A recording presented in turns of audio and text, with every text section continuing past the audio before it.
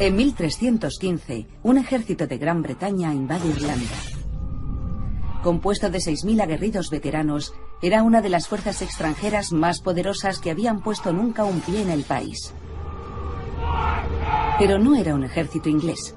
Sus recios soldados, envueltos en cota de malla, eran escoceses, mercenarios y combatientes de las tierras altas y las islas occidentales. Su comandante era Eduardo de Bruce, hermano de Roberto de Bruce, rey de los escoceses. ¡Presenten armas! Tenían un solo objetivo: echar a los ingleses y poner a Eduardo de Bruce en el trono de Irlanda.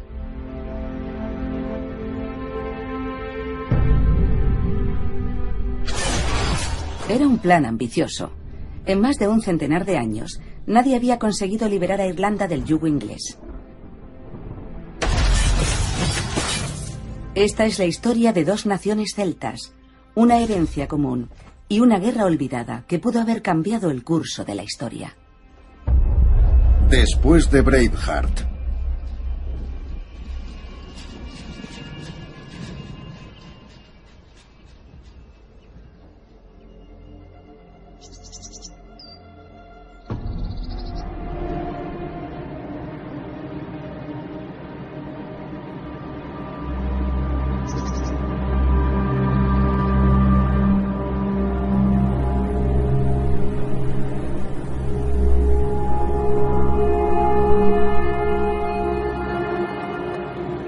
¡Abrid las puertas! ¡Abrid las puertas! ¡Abrid las puertas!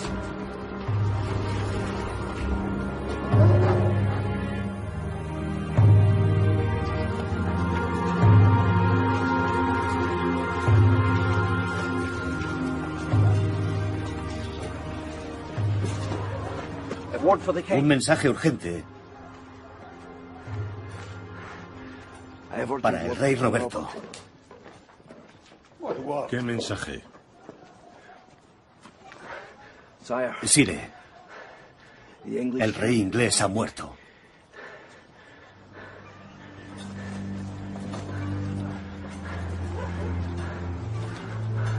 Contemplé a aquellos hermanos de ambición sin límite. No había deber inexcusable, juramento sagrado o promesa de obligado cumplimiento que se interpusiera en su meta de alcanzar la libertad para su país.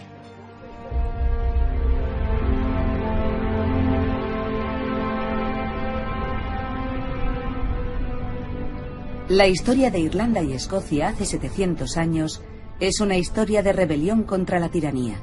En aquel tiempo, las naciones celtas se enfrentaban a un enemigo despiadado que parecía dispuesto a someter palmo a palmo toda Gran Bretaña e Irlanda.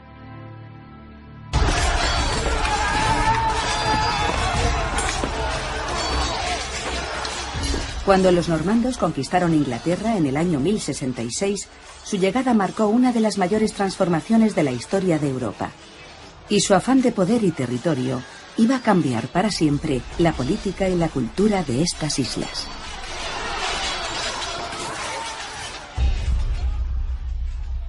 Los normandos procedían del norte de Francia, donde habían sido empleados en la construcción de castillos y entrenados para la caballería pesada.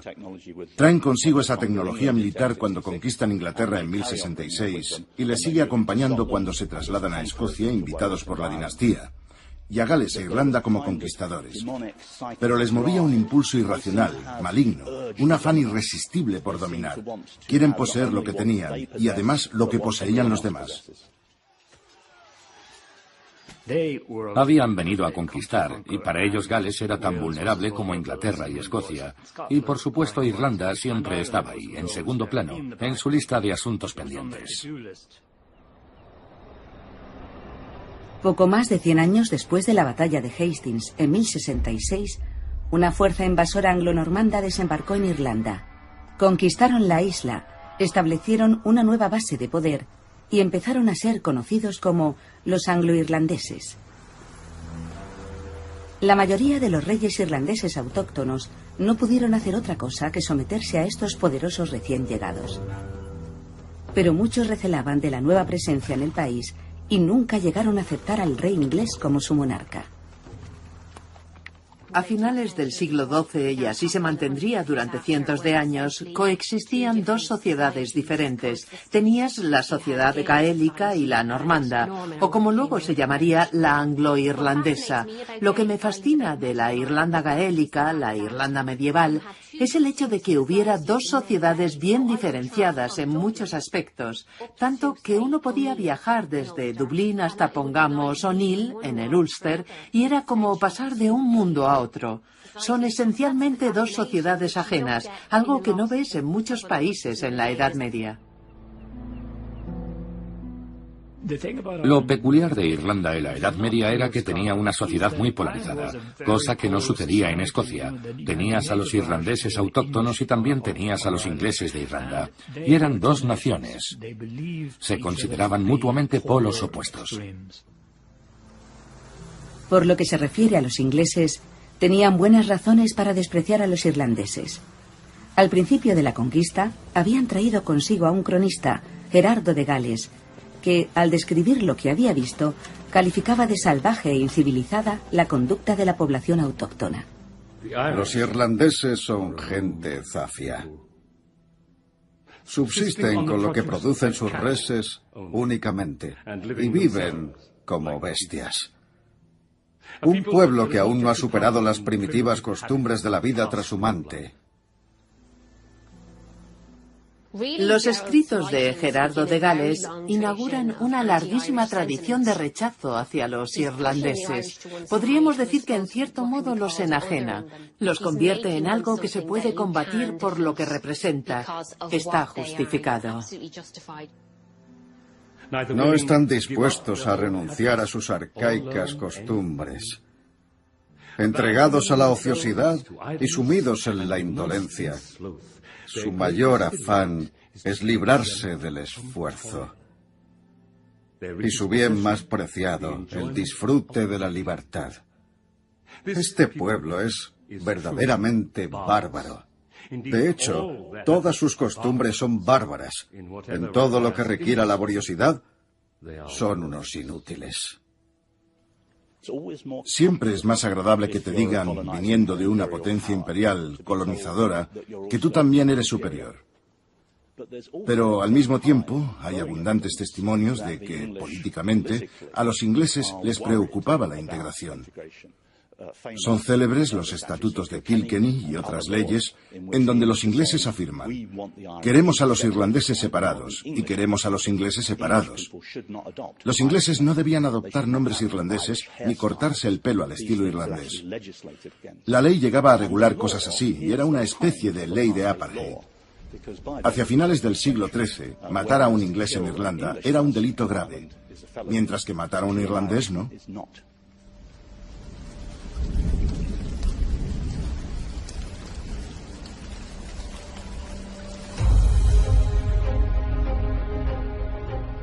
Los irlandeses autóctonos tenían mucha más afinidad con sus primos celtas de Escocia. Ambos territorios tenían una historia común que se remontaba muchos siglos atrás. En esa historia común, los irlandeses fueron los agresores y colonizadores. Desde aproximadamente el siglo III después de Cristo, conquistaron grandes extensiones del territorio vecino hacia el noreste.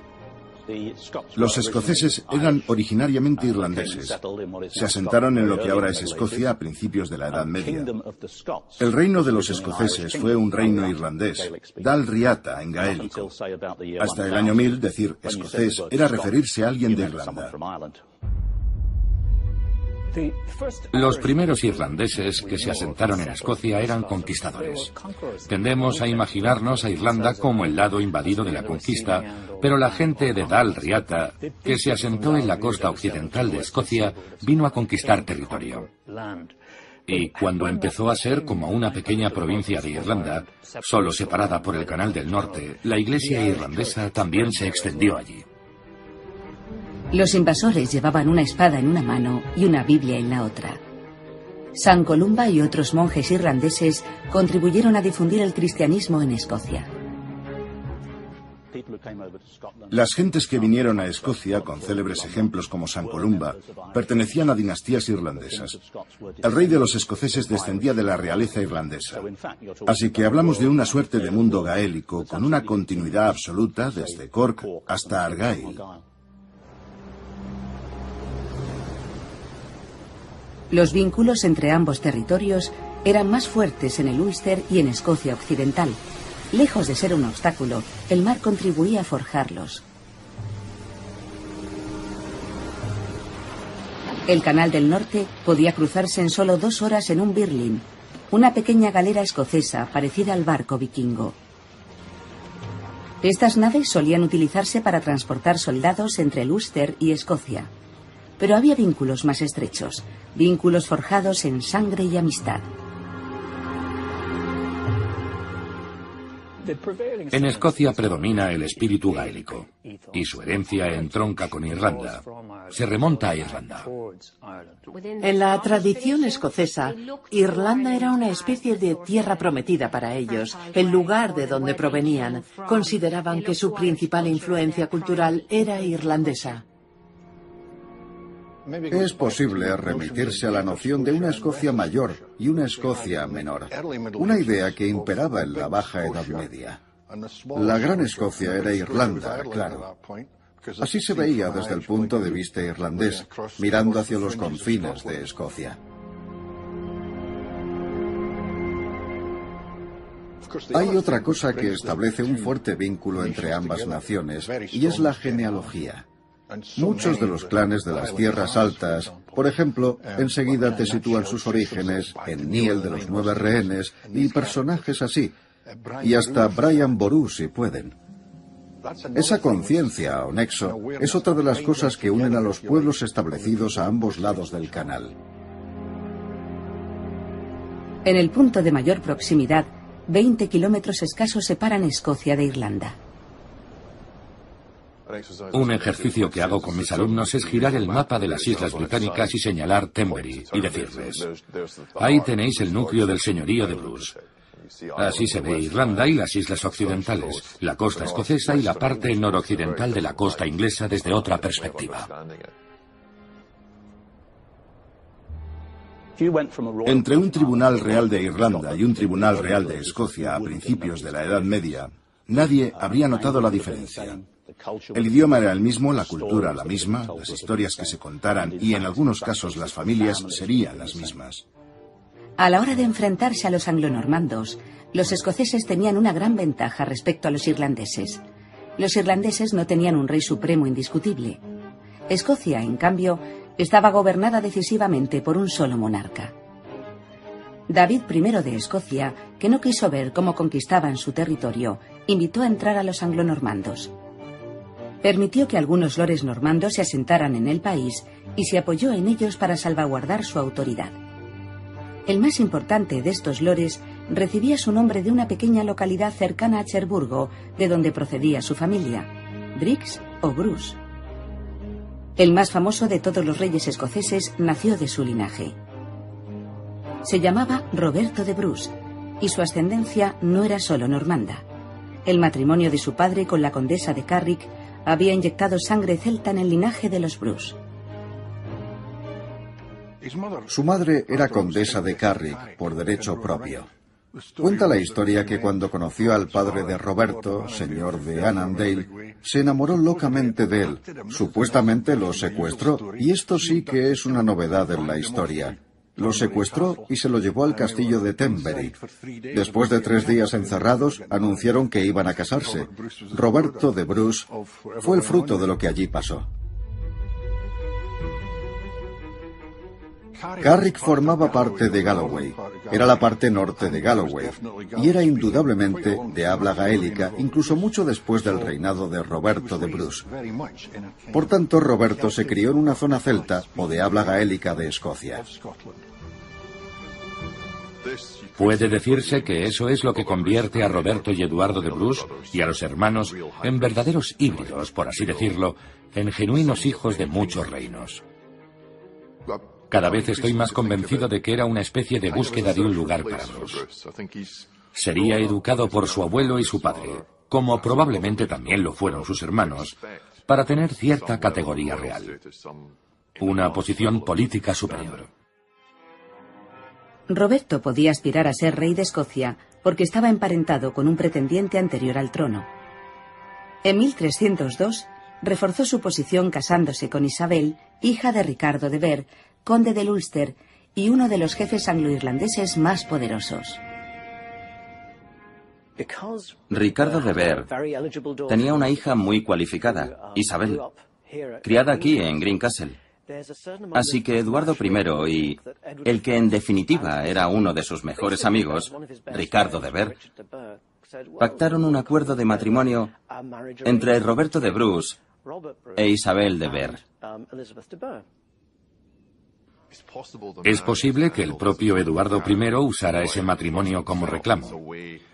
Era una manera de tener a uno de los lores que mandaban en el suroeste de Escocia, parte de ese mundo marítimo irlandés, como aliado de De Ver, conde del Ulster, y estabilizar así la situación irlandesa. Mientras que Roberto abrigaba el deseo de llevar la corona, Eduardo I tenía sus propios planes para Escocia. Eduardo I era un monarca ambicioso y despiadado, con un éxito arrollador. Y cuando decide, en torno a 1290, que ha llegado el momento de establecer de una vez por todas que él es el Lord Supremo de Escocia, ya no dejará ni un solo momento de hacer esa reclamación. Lo está transformando en otra Irlanda, otro Gales, una tierra, no un terreno. Y pienso que por eso no tarda en convertirse en un personaje muy odiado. Ahora ya existe diferencia entre un escocés y un inglés, y Eduardo la marca. Los calificativos que usarán después los escoceses para definir a los ingleses, arrogantes, presuntuosos, sobrados, se atribuyen en primer lugar al propio Eduardo. Algunos se negaron a arrodillarse. Entre ellos había un joven patriota llamado William Wallace, que libró una desesperada guerra de guerrillas contra la dominación inglesa. Roberto de Bruce se cubrió las espaldas. Primero apoyó a Wallace y después apoyó a Eduardo, pero su máxima preocupación era su propia aspiración al trono escocés.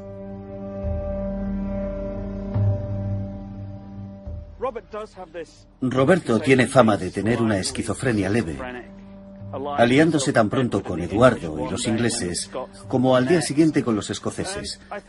Pienso que para comprender bien esa duplicidad hay que analizar realmente a Roberto de Bruce en su contexto. Prueba la solución política, la solución diplomática, acercarse durante un tiempo a los escoceses liderados por Wallace para luego abandonarlos y volver a la jurisdicción de Eduardo I como una apuesta más segura. Después de todo, Eduardo I es el mandamás prácticamente de toda Europa occidental. Ahí es donde está el poder y donde uno puede promover los intereses de su pueblo. Es un pragmático. Tomará el camino que haga falta tomar para llegar hasta donde se ha propuesto. Y si un día eso requería tener que rendirse a los ingleses y combatir en sus filas, lo hacía. Si quería ser rey de Escocia, Roberto tenía que negociar con su principal contrincante, John Comyn. Y en 1307, cuando ambos se reunieron en la abadía de Greyfriars en Dumfries, sucedió algo que marcaría para siempre el destino de Escocia. Cabalgó hasta allí y se encontró con Sir John Comyn en la abadía de Greyfriars, en el altar mayor. Con gesto de burla le mostró el documento. Y entonces allí mismo con un cuchillo le arrebató la vida.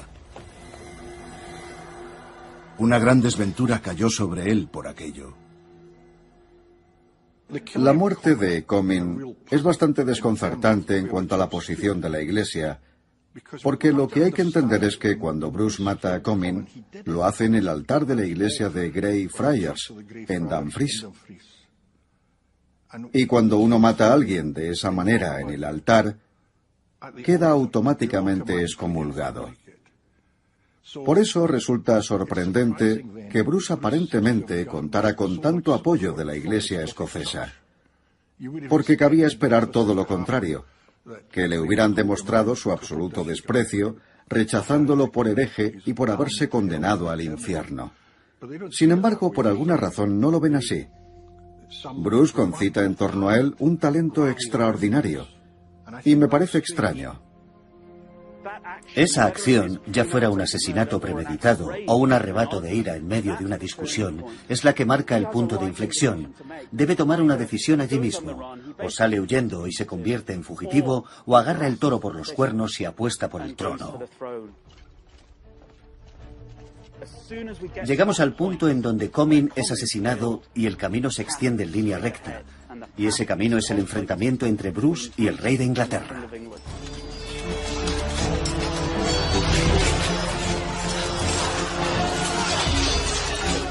Con el apoyo de la Iglesia escocesa, Roberto se había autoproclamado rey de los escoceses. Pero Eduardo I no tardó en actuar para aplastar al rey advenedizo. Capturó a varios miembros de la familia de Bruce y los hizo matar o encarcelar. La esposa de Roberto, Isabel de Vere, fue tomada cautiva. Ahora Roberto era un hombre acosado. Junto a sus seguidores, que habían quedado reducidos a un puñado de hombres, huyó a las islas occidentales de Escocia.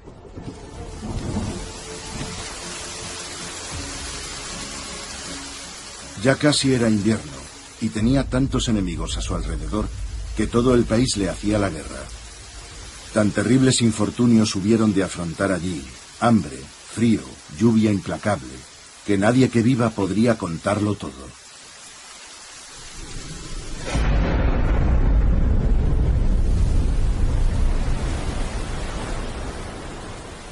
Roberto de Bruce se encontró en Mile of Kintyre, en el mismo límite de Escocia. Desde allí podía ver la costa del Ulster.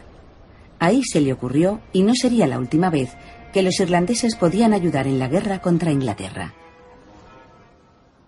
La clave para comprenderlo a él y el éxito que finalmente tuvo, y para entender lo que se estaba urdiendo en Irlanda, en parte está en sus orígenes, en el mundo gaélico.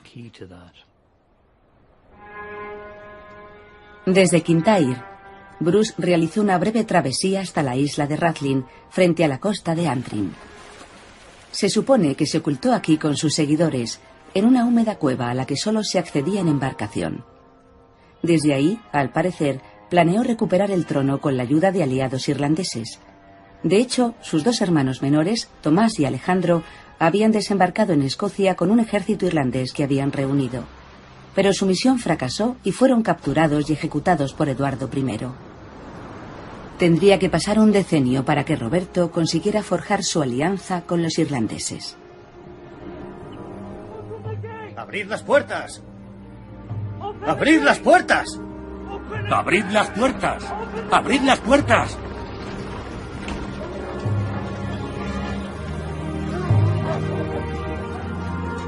En julio de 1307 muere el rey Eduardo I, y de golpe desaparece el mayor obstáculo para la libertad escocesa.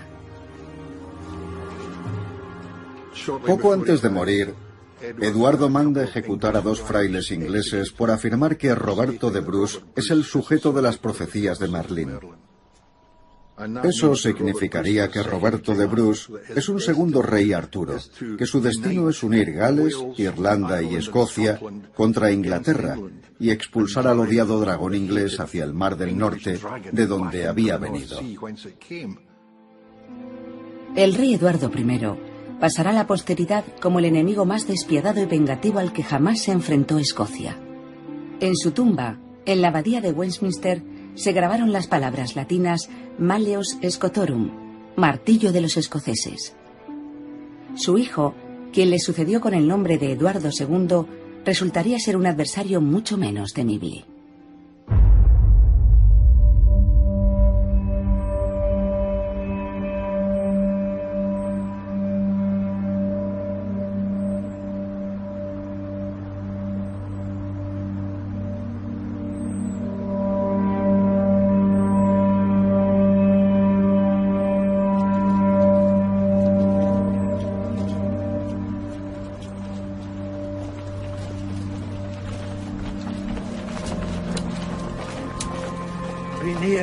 No abandones a tus camaradas sobrevivientes que aún luchan por la gloria. Inspíranos para emular tus acciones y que nuestros esfuerzos den gloriosos resultados.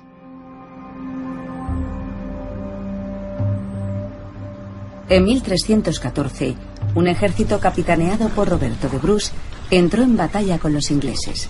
El combate tuvo lugar al sur de Stirling, cerca de un arroyo llamado Bannockburn. Durante cientos de años ha habido desacuerdo en cuanto al emplazamiento exacto de la batalla.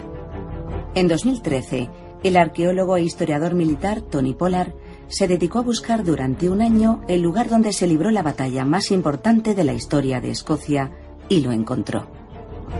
Fue el enfrentamiento decisivo en aquella larga y cruel guerra entre Escocia e Inglaterra, y un caso parecido al de David y Goliat. Los escoceses se enfrentaban al doble de hombres. Antes de la batalla, Eduardo había dirigido el asedio del castillo de Stirling, y este asedio fue el desencadenante de la batalla. Es este asedio el que lleva al ejército inglés a desplazarse hacia el norte. Por tanto, tenemos aquí 3 grandes divisiones de hombres bien entrenados que, en definitiva, representan un triunfo arrollador del hombre común. Estos hombres van a pie. Muchos de ellos son simples comuneros, campesinos, habitantes de pequeñas localidades. Y para los ingleses, que en la base de su ejército tienen a la nobleza, hombres a lomos de caballos prohibitivos, vistiendo armaduras último modelo, tuvo que ser humillante. Fueron literalmente obligados a arrodillarse. Los escoceses les obligaron a morder el polvo. Fue una absoluta catástrofe para los ingleses.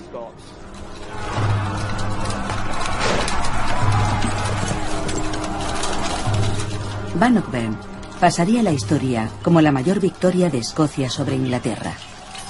Con paso lento pero seguro, Roberto de Bruce conducía a los invasores por el camino de vuelta a su tierra natal.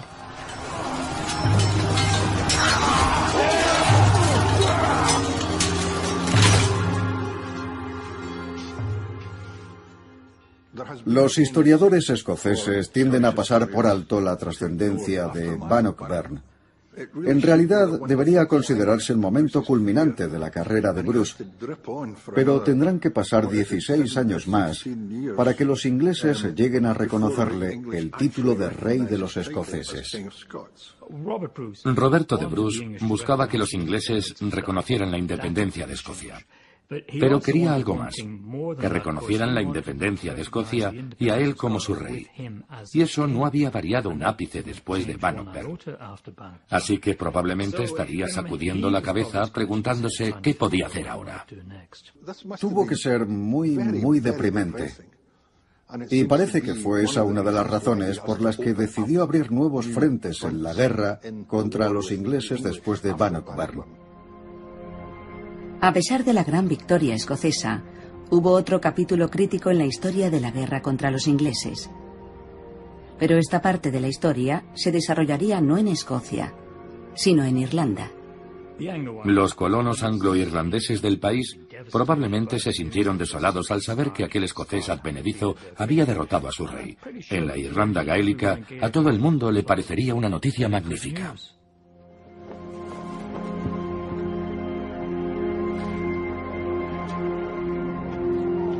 En abril de 1315, Roberto de Bruce convocó un consejo de Estado en Ayr, en el suroeste de Escocia, para decidir sobre la futura campaña. Siempre se ha pensado que fue allí desde donde Roberto de Bruce envió su célebre carta a los irlandeses. El rey envía saludos a todos los reyes de Irlanda, a los prelados y al clero, y a los habitantes de toda Irlanda, sus amigos, considerando que nosotros y vosotros, nuestro pueblo y vuestro pueblo, libres desde tiempo inmemorial, compartimos los mismos antepasados y nos vemos impelidos, por un idioma y unas costumbres comunes, a unirnos con mayor afán y gozo en la amistad. No fue descubierta hasta la década de 1950. Es una carta tremendamente interesante de Roberto de Bruce, un llamamiento imperioso a los irlandeses para que sumen fuerzas con los escoceses. Una invocación del vínculo ancestral que existe entre ambos. Pero, ¿y si la carta corresponde a un periodo muy anterior? ¿Siempre había estado en el ánimo de Roberto de Bruce unificar las naciones celtas? Sean Duffy, del Trinity College de Dublín, cree que la carta fue escrita hacia el año 1306, cuando Roberto y sus seguidores estaban en la isla de Rathlin. Si se analiza la letra pequeña de la carta, sus enviados son dos hombres llamados T y A. Solo indicó las iniciales porque era la manera de que la carta sobreviviera. Casi seguro que los enviados a los que se refería Roberto en su carta eran sus hermanos, Tomás y Alejandro. Y por tanto la misiva dataría del invierno de 1306-1307, cuando estaba atravesando tantas dificultades y se aferraba al trono de Escocia. Necesitaba una alianza con los irlandeses para sumar fuerzas frente a los ingleses. Hemos enviado a nuestro bien amado compatriota, el portador de esta carta, para que negocie con vos en nuestro nombre sobre el fortalecimiento permanente y la preservación de la inviolabilidad de la especial amistad que nos une, para que, con la voluntad de Dios, nuestra nación sea capaz de recuperar su libertad secular. Hay quien piensa que la carta de Roberto de Bruce, que era de origen predominantemente anglo-normando, era un ejercicio de puro cinismo. ¿Cómo se atrevía a hablar de nuestra nación, los escoceses y la nación irlandesa, y nuestra lengua común, como si él hablara la lengua gaélica y estuviera imbuido de todo lo gaélico? La carta es auténtica. En mi opinión, fue enviada justo al comienzo de su reinado. Pienso que con ella logró un gran respaldo en Irlanda y que, por tanto, tenemos que aceptar que había un lado gaélico en el personaje de Roberto de Bruce. Pienso que la existencia de este documento, y creo que en esto Son lleva razón, indica que ya había un entendimiento antes de la carta, que ya existía cierto sentido de lo que podría ser una nación. Es muy contundente. Tiene la categoría de declaración, por así decirlo, si es que existía algo que pudiera considerarse la nacionalidad gaélica como tal. Aquí la cuestión es si debemos usar un término actual para describir un concepto del pasado, cuando ellos mismos no tenían una palabra para designarlo. Ese es el problema. Por tanto, si nacionalismo es una palabra que no aparece en la lengua inglesa hasta el siglo XIX, ¿podemos aplicarla a la gente que vivía en el siglo XIII o XIV? Pero si no es nacionalismo de lo que estamos hablando, sería lo mismo con otro nombre.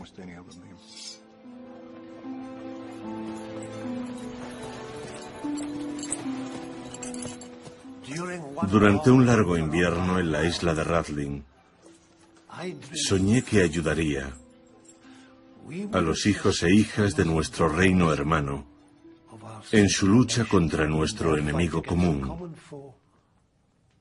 los ingleses, y que al hacerlo reuniría al pueblo celta,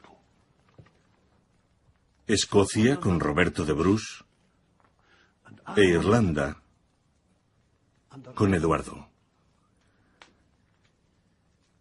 ¿No fuimos colonizados por los irlandeses?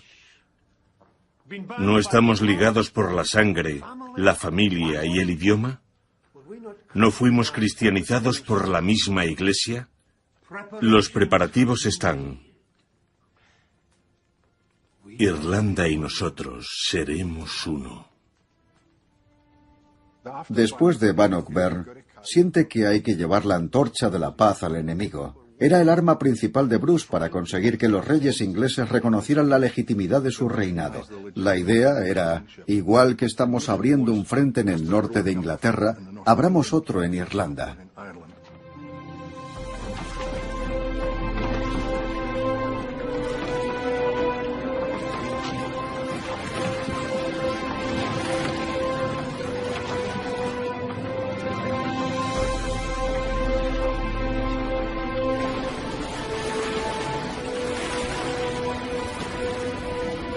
Reunió a hombres de enorme valentía y el siguiente mes de mayo embarcó en Ayr y puso rumbo directo a Irlanda.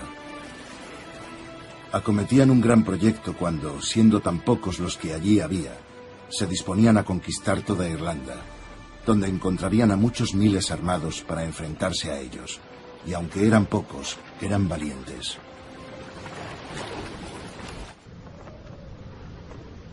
El arqueólogo experto en campos de batalla Tony Pollard nació en Inglaterra. Sus abuelos son de Irlanda y él vive y trabaja en Escocia. Es un ejemplo de los estrechos vínculos que unen a los tres pueblos. Y siente fascinación por los extraordinarios acontecimientos que unieron sus destinos en un sangriento conflicto hace 700 años. Hoy en día, el de Larne es el puerto más importante entre Irlanda y Escocia en el lado irlandés. En 1315 debió de ser donde se concentró el ejército escocés de Eduardo de Bruce tras desembarcar en las playas que se extienden por esta costa. Unos 6.000 hombres a bordo de 300 embarcaciones, según cuentan. Eran birlings, los barcos encargados de las transacciones diarias entre Irlanda y Escocia, y dado que recorrían de arriba abajo la costa occidental de Escocia, eran una visión frecuente.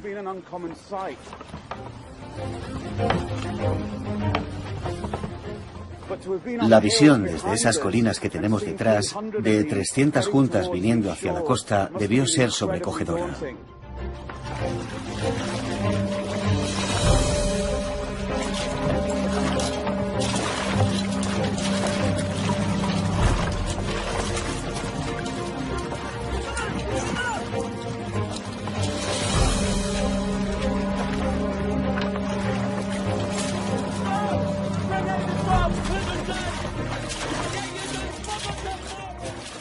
Se usaba la amenaza de los escoceses para dar miedo. Vendrán los escoceses y te llevarán.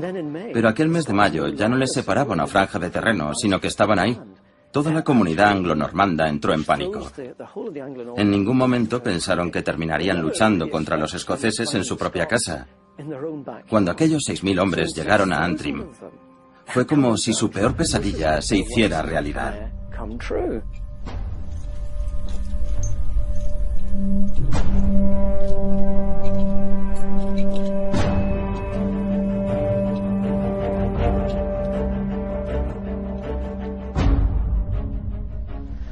Mire, ve lo que hay allí. ¿Eso? Qué cerca, ¿no? Es Elscreg. Sí. Entonces eso es Escocia. Escocia. Estamos en la colina que domina Larne, en la costa, y se cuenta que aquí es donde tuvo lugar la primera batalla de la campaña. Cierto, aquí fue donde Sir Thomas Mandeville reunió a todos los lores normandos del Ulster, los Bisset, los Savage, los Logan, y los reúne aquí porque desde aquí podía ver Larne.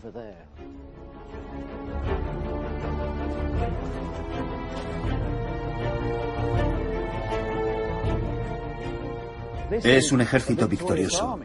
Bruce consigue 5 o 6.000 hombres, los que machacaron al ejército de Eduardo II en Bannockburn, y fue un auténtico día D. Sí, el día D. Si Mandeville conseguía parar a Bruce aquí, la campaña habría terminado. Sí, le habría echado a patadas al mar.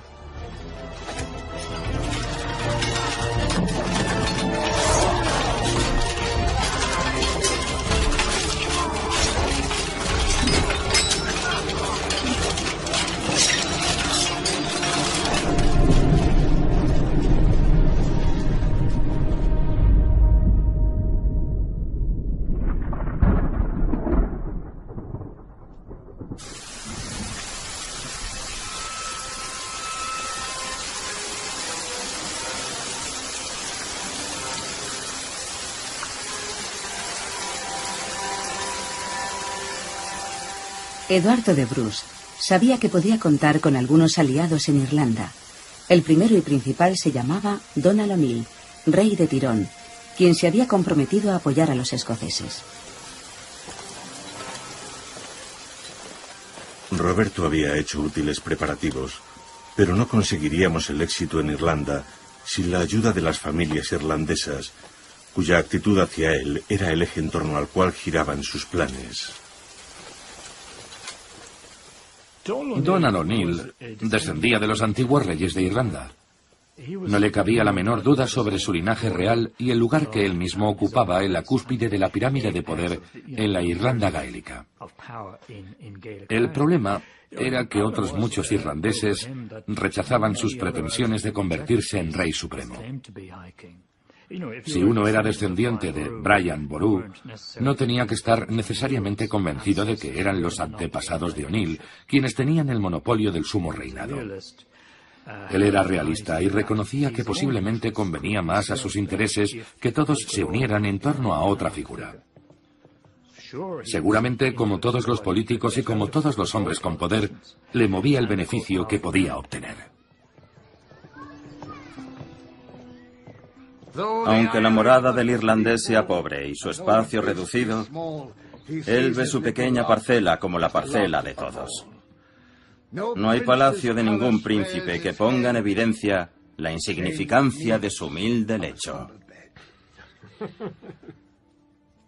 Digno de este mundo es el hombre que se regocija en él y lo aprovecha al máximo.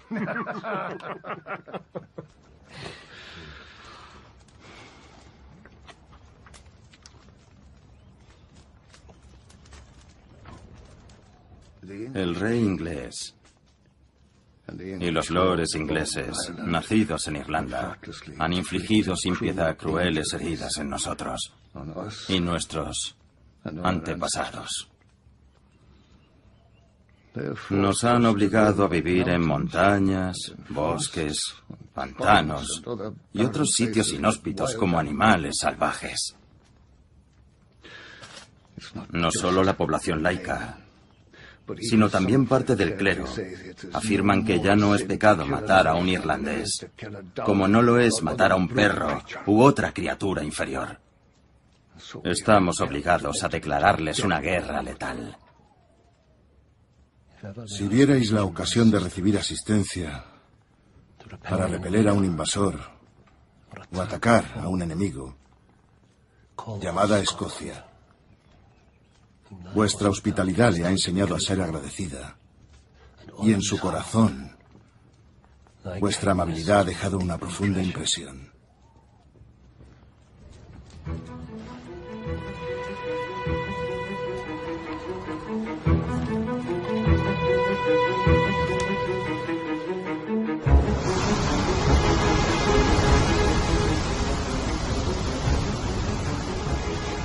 Hoy, Carrickfergus es una ciudad satélite de Belfast. Pero en el siglo XIV, Belfast no era más que un modesto pueblo y Carrickfergus la localidad más importante del Ulster, un puesto estratégico de gran relevancia militar. Era de vital importancia que Eduardo de Bruce lo tomara e impidiera que los ingleses desembarcaran allí su ejército. Castillos como el de Carrickfergus eran la base del poder de los anglonormandos o los angloirlandeses. Eran los que habían llegado y habían conquistado la Irlanda gaélica. Esa era la gente a la que Bruce pretendía poner a prueba en su invasión. Por tanto, para Eduardo de Bruce, este castillo es un objetivo muy importante.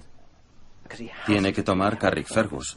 Si consigue tomar Carrickfergus, eso significa que Roberto, en sus guerras contra los ingleses en el norte, tendría el campo abierto. Si logran tomar Carrickfergus, toda la zona del Mar del Norte será suya. Y probablemente toda la zona marítima que se extiende hasta Bristol. Y si uno corta ese canal, habrá conseguido prácticamente interrumpir las rutas de suministro de Eduardo II. Seguramente un objetivo de la invasión irlandesa sería dañar como fuera las rutas de suministro y perjudicar a las fuentes de suministro inglesas. Si conseguías interrumpir esa línea de aprovisionamiento, sobre todo en tiempos de hambruna, podías hacer estragos en las vías de apoyo al enemigo. Y pienso que Irlanda era... Bueno, era sabido que Irlanda era como un gran cesto de pan para los ingleses. Los escoceses tomaron Carrickfergus sin mucha dificultad. La conquista del castillo fue una empresa más difícil. Eduardo de Bruce no tenía los medios necesarios para tomar el castillo al asalto, así que lo rodeó y se dispuso a someter a su guarnición mediante el hambre. Cuando Eduardo de Bruce llega a Irlanda en 1315, se siente comprometido con la causa de Carrickfergus. De hecho, mientras está aquí, alrededor de una docena de jefes gaélicos e incluso reyes menores se presentan ante él y lo proclaman rey supremo de Irlanda.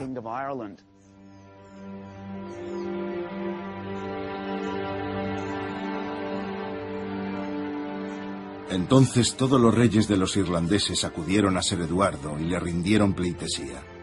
Ahora estaba bien posicionado para conquistar todo el territorio. Tenía de su parte a los irlandeses y al Ulster. Salve Eduardo de Bruce, rey supremo de toda Irlanda. Una vez que Eduardo es proclamado rey supremo de Irlanda, muchos líderes gaélicos deciden apoyar la invasión de Bruce. Aliarse a un rey escocés en Irlanda era preferible a apoyar a un rey inglés ausente. Los Bruce tenían aliados irlandeses que les convencieron de que el plan podía funcionar. Los irlandeses querían echar a los ingleses, pero se habían revelado incapaces de unirse tras una sola figura en Irlanda. Por tanto, lo mejor era conseguir a alguien de fuera de Irlanda capaz de aglutinarlos. Es una parte muy interesante de la historia de Irlanda y Escocia. Existen vínculos culturales, de eso no cabe duda, pero en realidad hay un salto político considerable entre ambas. Eduardo llega y reclama la suprema corona, y habrá quien diga que estuvo mal aconsejado, que fue una maniobra política de prestidigitación, pero yo pienso que en realidad indica que había un reconocimiento, aunque fuera político, un reconocimiento de que había una posibilidad, de que había algo que él podía impulsar. Los vínculos eran sólidos y se habían mantenido desde la Baja Edad Media. La invasión tomó por sorpresa a los anglo-irlandeses, que además reaccionaron con lentitud. El rey inglés ordenó a su representante en Dublín, Edmund Butler, que reuniera a los lores anglo-irlandeses y formara un ejército.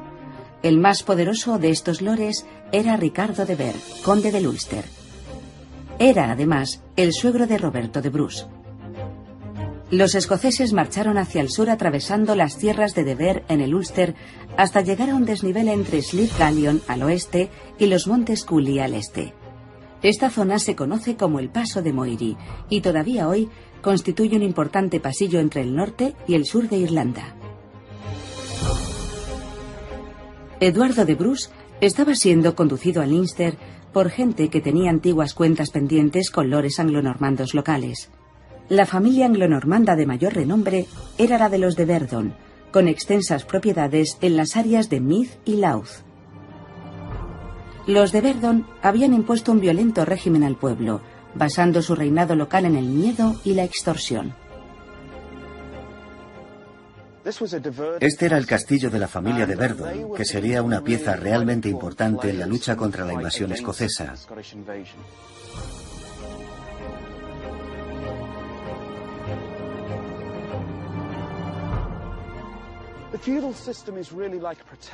El sistema feudal es en realidad como una trama de extorsión, de cobro por protección. Si eres campesino arrendatario de una tierra, o pagas impuestos o prestas servicios a tu señor, a cambio tu señor te protegerá. Y esa es la finalidad de este castillo.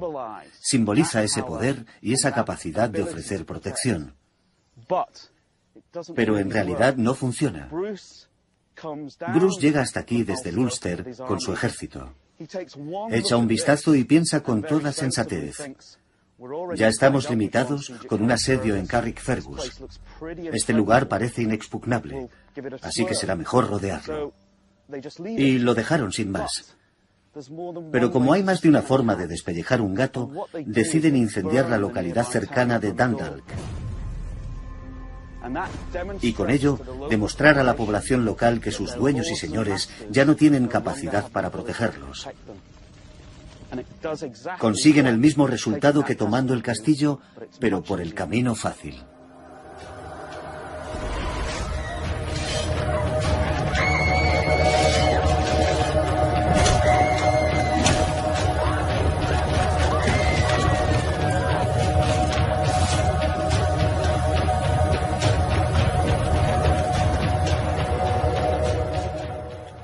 Dundalk sufrió muchísimo durante la invasión de Bruce, que pienso que no fue indiscriminada, sino porque era un feudo de los de Verdon.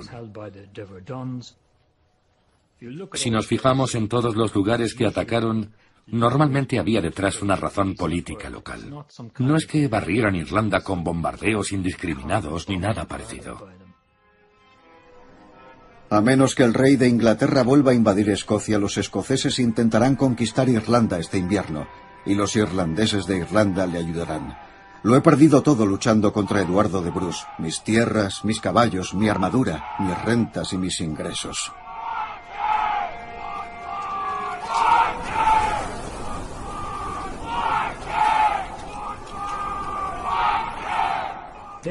Apenas hubo oposición concertada contra Eduardo de Bruce. Pero además, cuando terminó su primer verano en Irlanda, el gobierno estaba empezando a despegar y comprendió que debía formar un ejército y marchar tras él, y tratar de hacerle frente en el campo.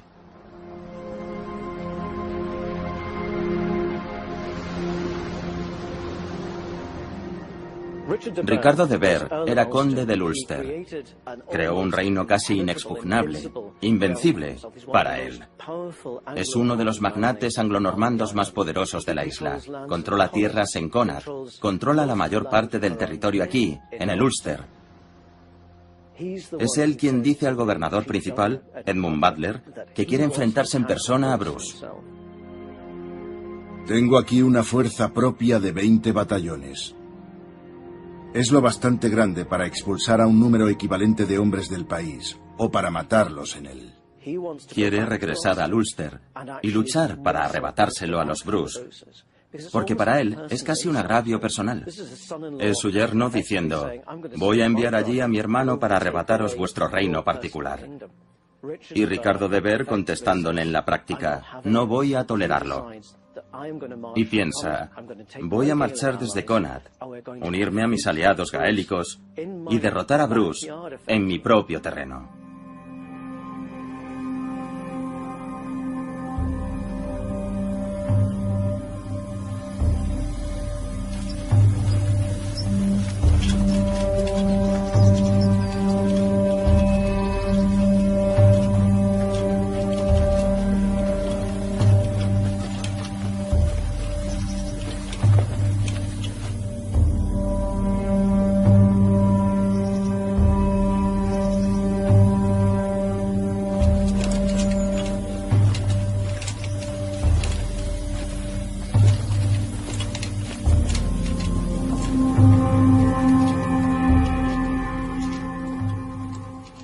Viendo este lugar, ¿no cree que es como si esta parte fuera más prehistórica? Mire ahí. Hay un muro de piedra. Lo sé, es de lo más interesante. Mire qué grandes son los sillares. Sí, pero se está derrumbando. Lo sé. Esto se conoce como el antiguo fuerte, y en Conoroy como la trinchera. Pero es una mota, ¿no? De algún tipo. Así es. ¿Por qué está aquí? ¿Qué función cumplía? Bueno, Conor era un centro eclesiástico anglonormando muy importante. Pensamos que pudo haber sido fortificado para que cuando de Vere fuera en persecución del ejército de Bruce, se encontrara de repente sin provisiones. Venía de Antrim hasta aquí porque había reservas de todo lo que necesitaban. Bien, él viene aquí a defenderlo y toma los depósitos. Bruce está ahí fuera, vigilándole.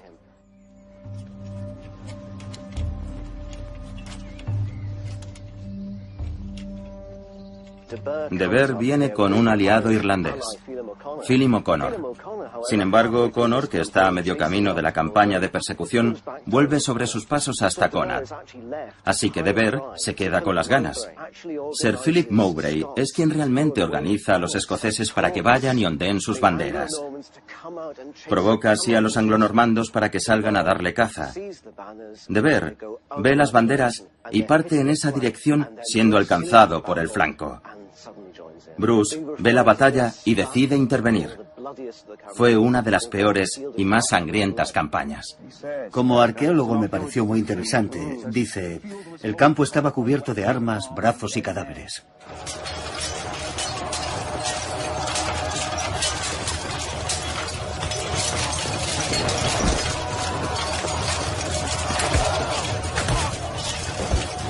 campo se empapó de sangre enseguida. Lucharon con ferocidad, un bando contra el otro. Se asestaron tan terribles golpes con palos y con piedras que fue horripilante de ver.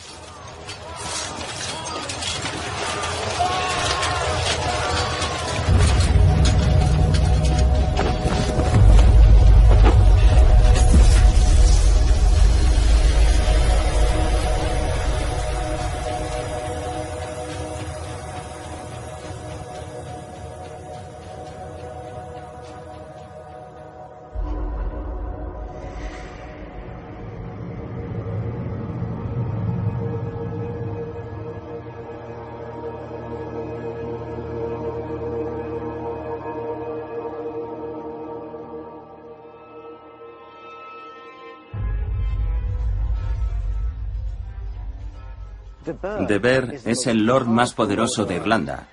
Es hermano de batalla de Eduardo I. Estuvo en Bannockburn. Tiene mentalidad militar. Es un buen guerrero. Pero, aunque aquí se presenta como un ser todopoderoso tras la batalla de Connor, su poder ha quedado prácticamente destruido. Se va de aquí destrozado. Después de Connor, el Ulster es escocés. Ya no es en absoluto una propiedad de Ver. Si antes pensaba que podía enviar un mensaje a los Bruce, ese "alto ahí, este es mi feudo", lo que al final sucede es que tiene que abandonar el Ulster. Huye del Ulster. Los anales de Connacht se refieren a él con nostalgia, como un alma errante, de una tierra a otra, sin tierras y sin poder.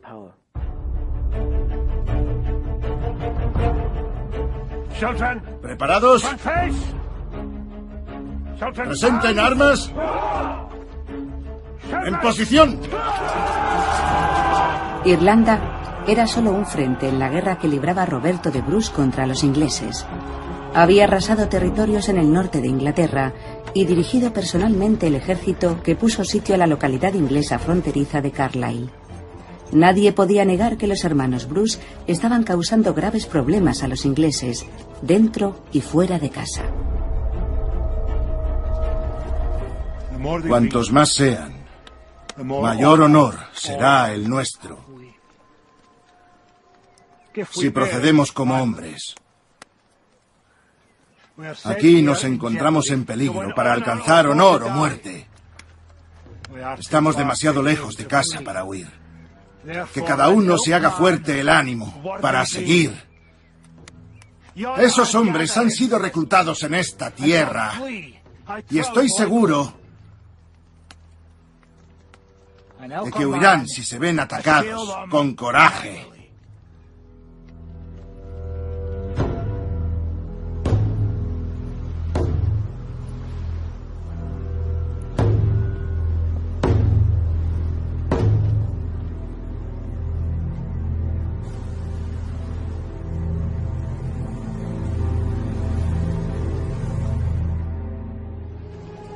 Pero si el cielo descarga su ira sobre mí y los míos, ¿qué será de nosotros? Temo que habrán de enfrentarse a la ira de 2 reyes para convencerles de su lealtad. Prepárate para la guerra. La traición acecha sin pudor en Irlanda, también en medio de la nobleza.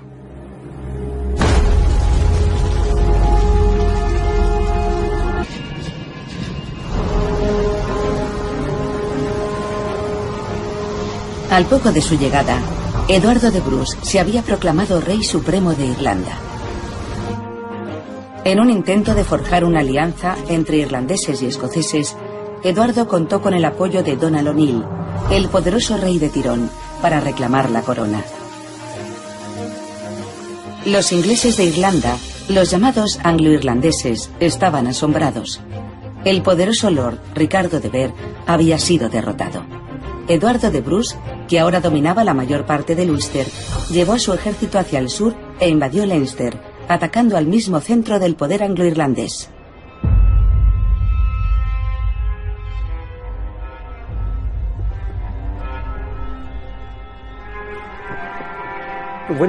El invierno de 1315-1316, los escoceses están en una posición que les permite arrasar todo lo que encuentran a su paso. No los pueden parar, no han sufrido ningún revés importante.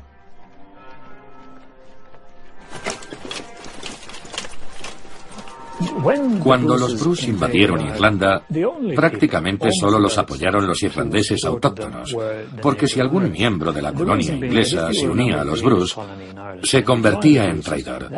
Por tanto, no recibieron casi ningún apoyo de los anglo-irlandeses. En gran medida se convirtió en una guerra entre los ingleses de Irlanda y los irlandeses autóctonos, y ellos solo tenían el respaldo de los irlandeses autóctonos.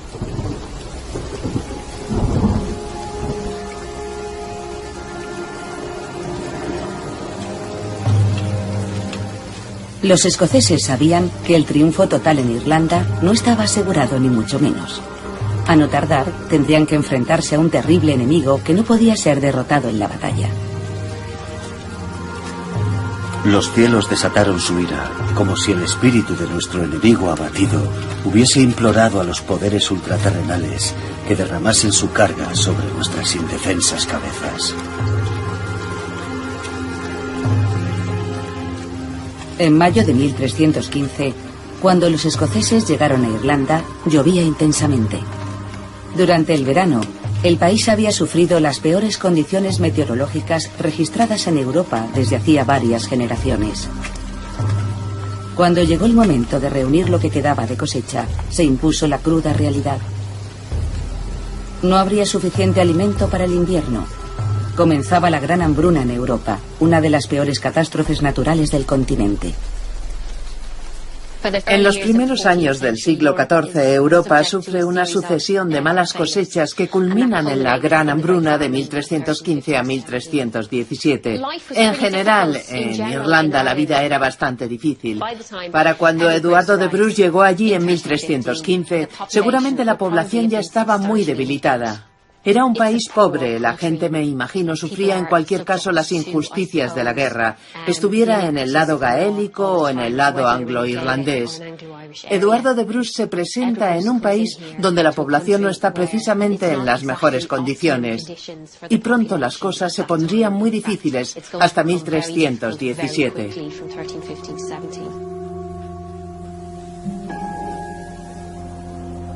Había un gran padecimiento en todo el territorio irlandés. Muertes por doquier, hambruna y múltiples enfermedades extrañas, asesinatos, así como tormentas insoportables. Varios de los anales irlandeses de la época y posteriores culpan de la hambruna a la presencia misma del ejército de los Bruce, considerando que, de algún modo, había causado la situación o la había empeorado. También critican a las fuerzas inglesas por sumarse a ellos. Por tanto, la impresión era que en la práctica estaban del mismo lado. Los cuatro jinetes del apocalipsis. Aquí tenemos a dos, la guerra y el hambre, y al mismo tiempo.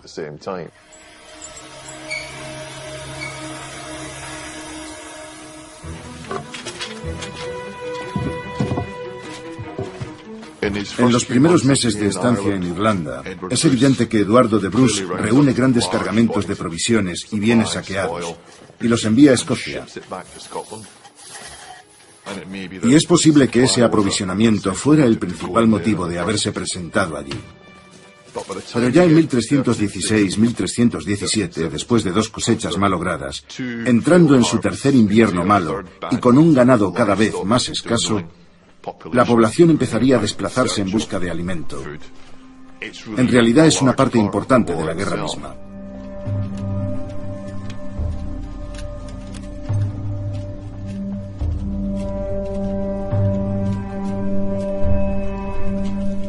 No dejamos otra cosa que el fruto de un desierto carbonizado, que ahora era la amargura del polvo y las cenizas. Y en su aflicción comenzamos a ver la mano de Dios extendida para castigar el pecado. La hambruna y la enfermedad esperaban no ser invitadas mientras el oprimido buscaba un protector, y no había ninguno.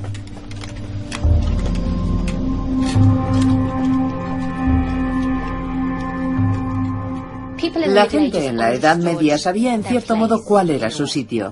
Así era como funcionaba el sistema. Si uno nacía pobre, solo podía aspirar a una vida mejor en el más allá del paraíso.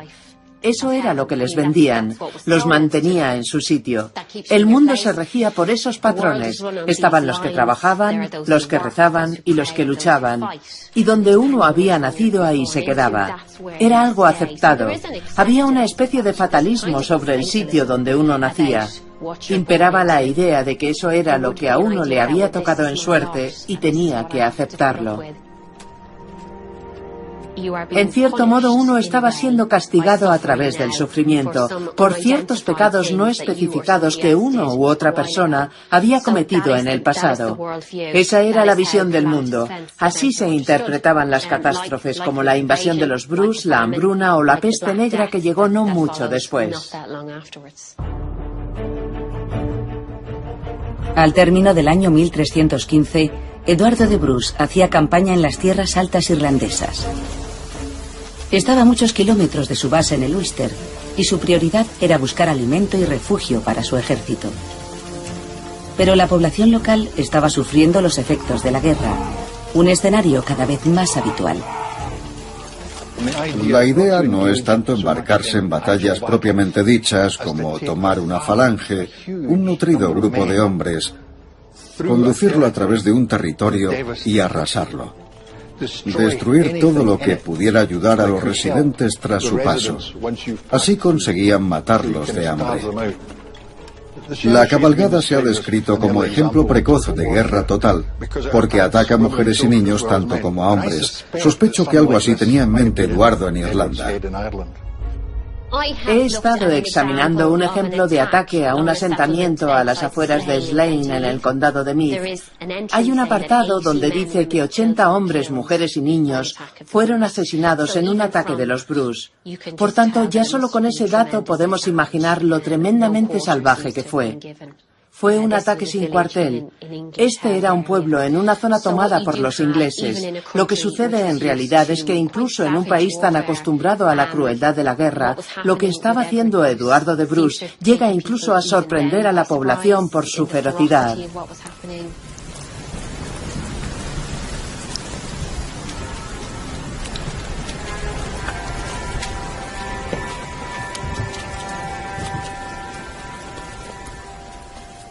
Seguramente fue la peor época para nacer de la Edad Media. La primera mitad del siglo XIV se asemeja al infierno.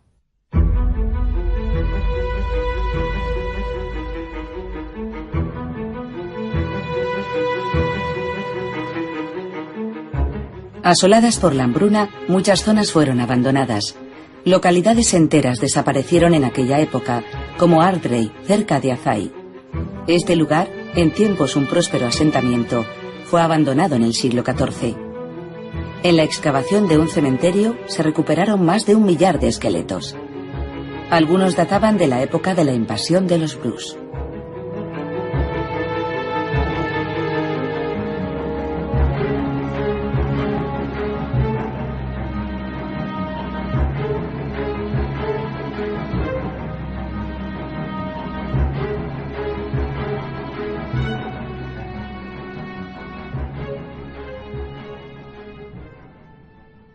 Aparecieron los cuerpos de más de 1.200 personas, la población total de una ciudad medieval.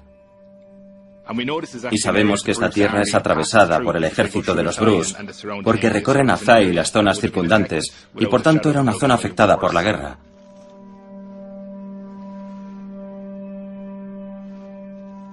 Cuando te paras a pensar cómo eran las cosas para la gente hace cientos de años, cuando miras esos restos, estás mirando directamente el rostro de alguien que vivió durante la invasión de los Brus. Los tipos de lesiones que presentan son inimaginables en nuestra época. Llevaban una vida tan dura que resulta absolutamente increíble. Estos restos son como un relato de la vida de la época. Aquí tenemos a un individuo de sexo masculino que tendría entre 35 y 45 años en el momento de la muerte. Vemos indicios de violencia interpersonal en la presencia de un traumatismo causado con un objeto afilado en el cráneo, como vemos aquí en el hueso frontal. Penetra por una zona con los bordes afilados, lo que indica que pudo ser una espada, y llega hasta un punto situado justo encima del ojo que estuvo a punto de perder. Aquí tenemos el hueso frontal con las órbitas de los ojos aquí y aquí, y esto de aquí es el oído. Este varón debía de estar frente a su agresor y recibió un ataque diestro, probablemente con una espada, que le asestaron así. Este traumatismo por objeto afilado seguramente le dejó el cráneo al descubierto. Y tuvo una suerte increíble porque sobrevivió. Además de ese corte con la espada, vemos un traumatismo por objeto contundente en la parte superior. Ya fuera al mismo tiempo, o en dos ocasiones distintas, fue atacado con dos tipos de arma, un traumatismo por objeto afilado y un traumatismo por objeto contundente. La clase de instrumentos que en la época medieval podía causar este tipo de lesiones eran las mazas o armas parecidas. Tenemos varios del mismo cementerio en los que es evidente que levantaron los brazos para cubrirse el rostro y protegerse. Estos restos son el relato humano de lo que sucedió en aquella época. Este hombre estuvo entre las personas que pasaron por ello.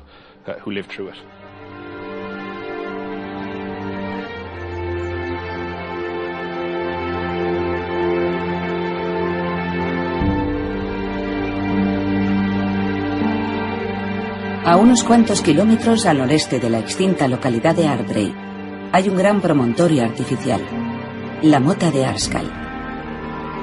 Hoy está cubierto de árboles, pero en el siglo XIV tenía un aspecto muy diferente. En enero de 1316, los lores anglo-irlandeses reunieron aquí un gran ejército dirigido por Edmund Butler, representante del rey inglés en Irlanda. Sabían que el ejército escocés estaba cerca y estaban decididos a destruirlo. El arqueólogo experto en campos de batalla, Tony Pollard, sigue el rastro de Eduardo de Bruce y el ejército escocés en su avance a través de Irlanda. No se puede negar que esto es realmente impresionante. Desde luego que sí. Venimos buscando campos de batalla todo el camino, y en todos los lugares que hemos estado hemos visto motas, todas mucho más pequeñas. Lo que tenemos aquí es un lugar de asentamiento muy importante. Lo que vemos es un gran montículo que en sus orígenes tendría una empalizada de troncos en la cima, y en su interior albergaría una pequeña guarnición. Pero lo que vemos hoy es solo una pequeña parte de lo que hubo. Acompañando esta mota habría un importante asentamiento. Cuando los anglonormandos llegaron a Irlanda, construyeron estas motas para dominar el paisaje. Por eso siempre se encuentran junto a rutas de paso, terrestres o fluviales. Aquí estamos junto al camino por el que marchó el ejército de Bruce. El ejército de Bruce es el mayor ejército que ha desembarcado en el país. El mayor ejército que se verá en Irlanda en cientos de años. Un ejército así debe actuar en las rutas principales, avanzar hacia los centros de poder, y eso era Ardscal.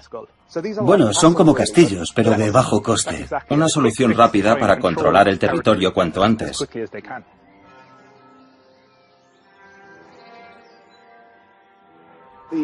Al parecer, los anglo-irlandeses tenían aquí un ejército bastante grande. Seguramente tenían posibilidades de aplastar a los escoceses, que estaban en una situación económica bastante precaria. Pero, ¿desperdiciaron esa oportunidad? Totalmente. Superaban con creces en número a los escoceses y tendrían que haber ganado. Los escoceses afirman que unos 50.000 ingleses se abalanzaron sobre ellos, que solo contaban con unos 10.000 hombres, y que vencieron con las tácticas que se usaron en Bannockburn. En los relatos de la otra parte, los anglo-irlandeses lo que dicen es que los escoceses no tenían nada que hacer en esta batalla, pero que hubo cierto desacuerdo entre ellos y que después de matar a unos 70 escoceses de nada, ellos perdieron a 5 hombres. Luego tuvieron ese desencuentro y se marcharon del campo. Se mire como se mire, las cosas no pintan bien para los anglo-irlandeses. O bien son derrotados por los escoceses por la fuerza de las armas, o bien no consiguen ponerse de acuerdo entre ellos, tienen una bronca y se marchan. Ante las pruebas disponibles, seguramente los escoceses vencieron militarmente en el campo de batalla. Pero a los escoceses se les permite combatir otro día. Combatir según sus términos un día más, y la guerra y la desgracia continúa para todos.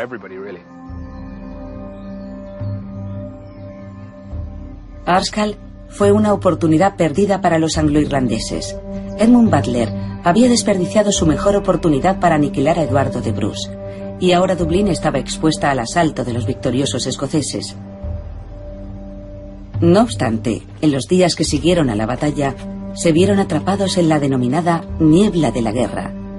Esa nube de incertidumbre cuando un ejército no está seguro de su propia capacidad ni de las intenciones de su enemigo.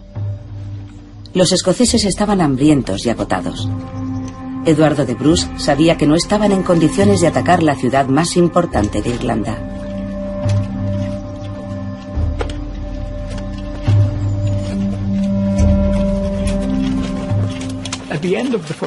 Al término de la primera temporada de campaña, por así decirlo, la opinión contemporánea era que Bruce iba ganando, que llevaba ventaja y que en ese momento tuvo una oportunidad para consolidar su posición y avanzar en su causa. El problema que se le presentaba, imagino, era que esa primera temporada en Irlanda coincidió con los primeros años de hambruna. Todavía no se daban las condiciones necesarias para acometer algo tan complejo.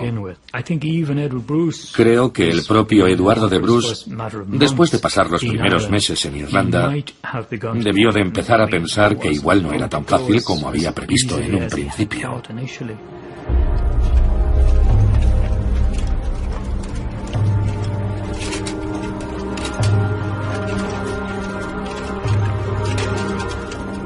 A los escoceses no les quedó más remedio que emprender la lenta y dolorosa marcha hacia el norte con destino a su base en el Ulster. Habían agotado prácticamente sus provisiones y los hombres empezaban a morir de hambre.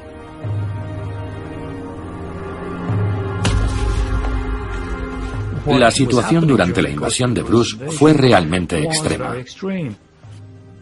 Según los relatos de la época, la desesperación era tanta que en algunas partes de Irlanda se empezó a practicar el canibalismo. Se contaba que algunos estaban tan trastornados por el hambre que habían sacado los cadáveres sepultos de los cementerios. Los habían asado en hogueras y se los habían comido. Y que mujeres desfallecidas habían devorado a sus hijos. Eran tiempos muy difíciles, y pienso que el momento elegido fue terrible desde el punto de vista de los escoceses.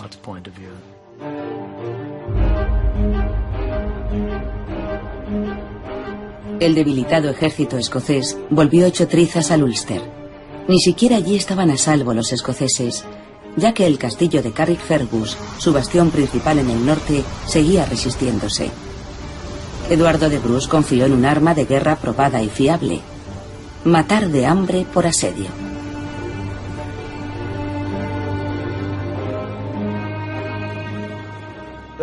Los escoceses no necesitan una complicada maquinaria de asalto ni emprender ataques constantes. Solo tienen que esperar sentados en sus campamentos de asedio y dejar que la naturaleza siga su curso. Aunque es un conflicto increíblemente brutal, no es de los que conlleva lanzar grandes proyectiles al interior. Consiste simplemente en dejarlos atrapados. En un momento dado, los escoceses mandan emisarios al castillo para negociar y son tomados prisioneros por la guarnición. Y empiezan a correr los rumores de que esos hombres han sido devorados por la guarnición por el hambre que tienen. Pero hacia finales de julio y agosto de 1316, poco más de un año después del inicio del asedio, el castillo abre sus puertas, Eduardo de Bruce toma el control.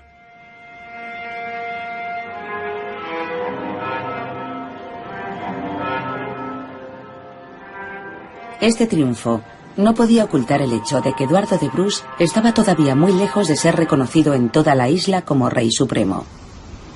Felim O'Connor, rey de Connacht, decidió entonces aunar fuerzas con Bruce y atacó los asentamientos ingleses de toda la provincia occidental. Pero fue derrotado y muerto en la batalla de Athenry. Otros jefes gaélicos mostraron escaso o nulo interés por unirse a los escoceses. Irlanda en la Edad Media, a diferencia de Escocia, tenía una sociedad muy polarizada. Por una parte estaban los irlandeses autóctonos y por otra estaban los ingleses de Irlanda. Así que probablemente era ingenuo pensar que conseguirían superar esas divisiones internas en aras de una causa nacional de algún tipo. Pero Bruce aún contaba con el apoyo de un temible líder gaélico, Donald O'Neill, de Tyrone. El ejército de O'Neill constituía el mayor apoyo irlandés a la campaña escocesa. En lugar de luchar contra los ingleses, nos enfrentamos entre nosotros.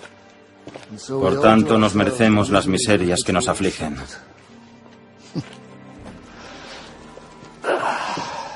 Degenerados y manifiestamente indignos de nuestros antepasados.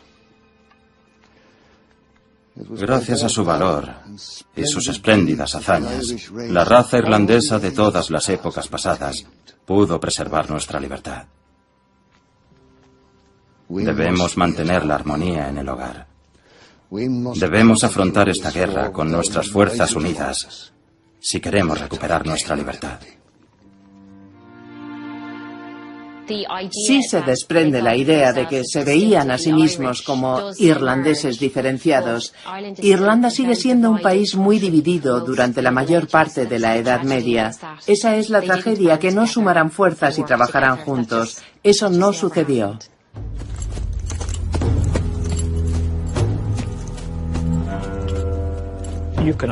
Se puede argumentar que estos líderes irlandeses deberían haber dejado aparte sus diferencias en aras de esta causa nacional. Pero era pedirle a alguien que se arriesgara a perder todo lo que tenía en el mundo por una causa superior. Y eso era mucho pedir. Cada uno de estos jefes irlandeses presidía una rama familiar y era alguien que intentaba aferrarse a sus tierras, porque, en definitiva, todo era por la tierra.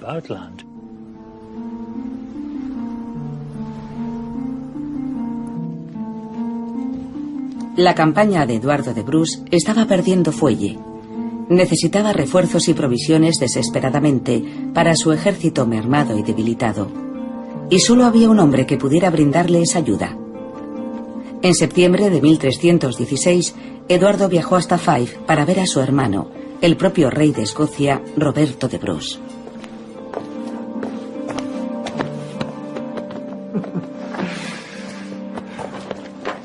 Los irlandeses están impresionados. El gobierno está asustado por la brecha que se ha abierto tan rápidamente en el corazón de la influencia inglesa, y aún así no marchaste sobre los muros de Dublín. ¿Por qué? Tenía las manos atadas. La hambruna y el cansancio habían dejado exhaustos a los hombres que me quedaban. Y continuaba el sitio de Carrickfergus. Eran dos frentes. Y seguí tu consejo, no exijas lo que tus fuerzas no te permitan reclamar. Tendrán que enfrentarse a la ira de dos reyes para convencerles de su lealtad. Haz acopio de provisiones, refuerza a tus hombres y prepárate para la guerra. Siempre era Eduardo de Bruce a quien veíamos en primera línea en esta invasión de Irlanda. Y de hecho, el biógrafo contemporáneo John Barbour, que escribió un extenso poema sobre él en el siglo XIV, relata que Eduardo es un tanto alborotador, y por eso Roberto busca librarse de él. Pero yo pienso que había otras razones para ello. Todos los testimonios contemporáneos indican que Roberto y Eduardo estaban muy unidos. Eduardo era la mano derecha de Roberto. Es posible que Eduardo estuviera impaciente por demostrar que él era el digno sucesor, el digno candidato a suceder a Roberto de Bruce. Eduardo pudo haber pensado, si voy a ser el próximo rey de los escoceses, tal vez deba demostrar que tengo el temple que hace falta para serlo, porque debía de sentirse un tanto eclipsado por Roberto. El hilo conductor de toda esta historia es la relación entre ambos hermanos, Roberto y Eduardo. Y es una relación a la que pienso que no se le ha prestado la atención que merece. Se han dado algunas cosas por sobreentendidas y algunas están muy equivocadas. Una sería que Roberto quería quitar del medio a su hermano porque era una amenaza para él. Pienso que es una estupidez. Roberto envió a su hermano a Irlanda porque confiaba en él, y no creo que encaje con la idea de que la relación entre Eduardo y Roberto fuera sospechosa o difícil. Toda la familia Bruce había sido prácticamente aniquilada. Todos los demás hermanos están muertos. Solo quedan ellos dos y pienso que existe un vínculo muy estrecho entre ellos.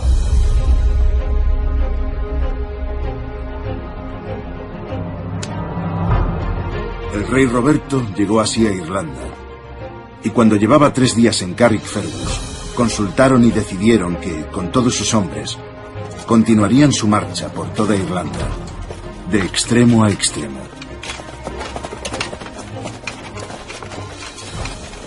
Para mí es muy interesante que una quinta parte del poema de John Barbour esté dedicado a la expedición irlandesa, ya que parece indicar que para sus contemporáneos fue muy importante, un verdadero hito, mucho más trascendental de lo que ha considerado la mayoría de los historiadores escoceses desde entonces.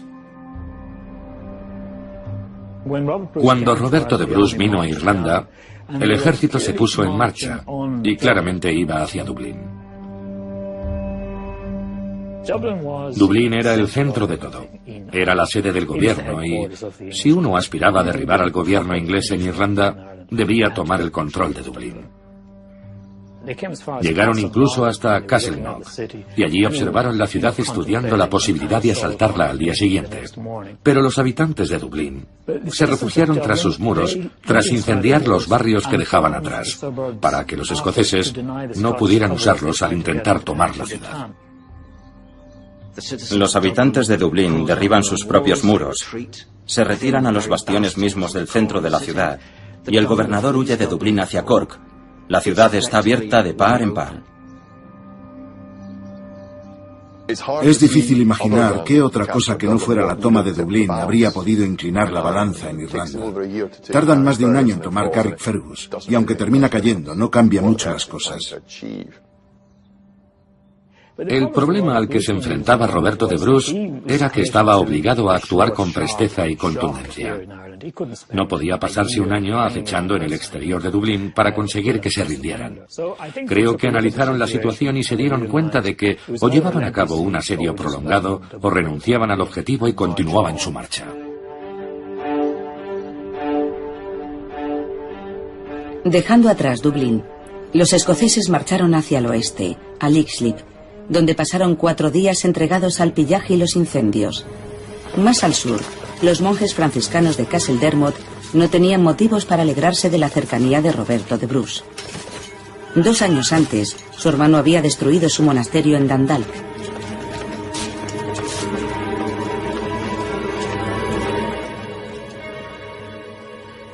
A lo largo de toda la campaña, los escoceses habían considerado legítimos objetivos las órdenes religiosas, porque se las acusaba de haber cometido atrocidades contra los irlandeses autóctonos.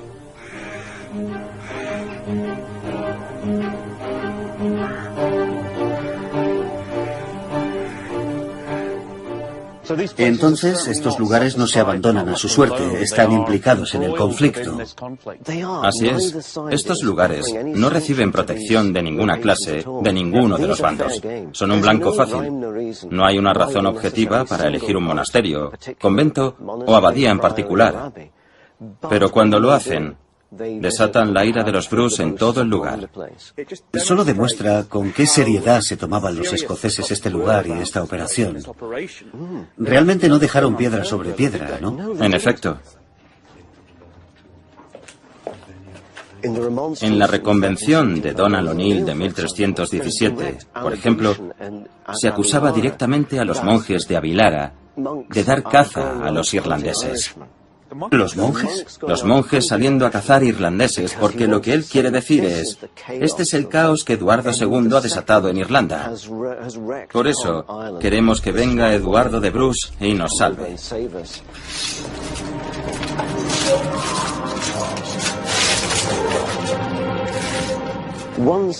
Un bando acusa al otro de los crímenes más abyectos que uno pueda imaginar.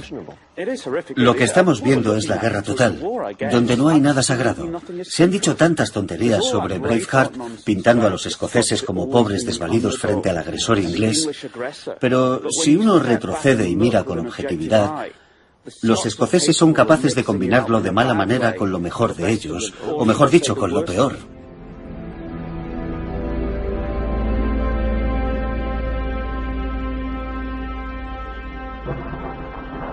El ejército de Bruce se abre camino hasta el corazón de Irlanda, dejando a su paso un rastro de brasas candentes y tierra asolada.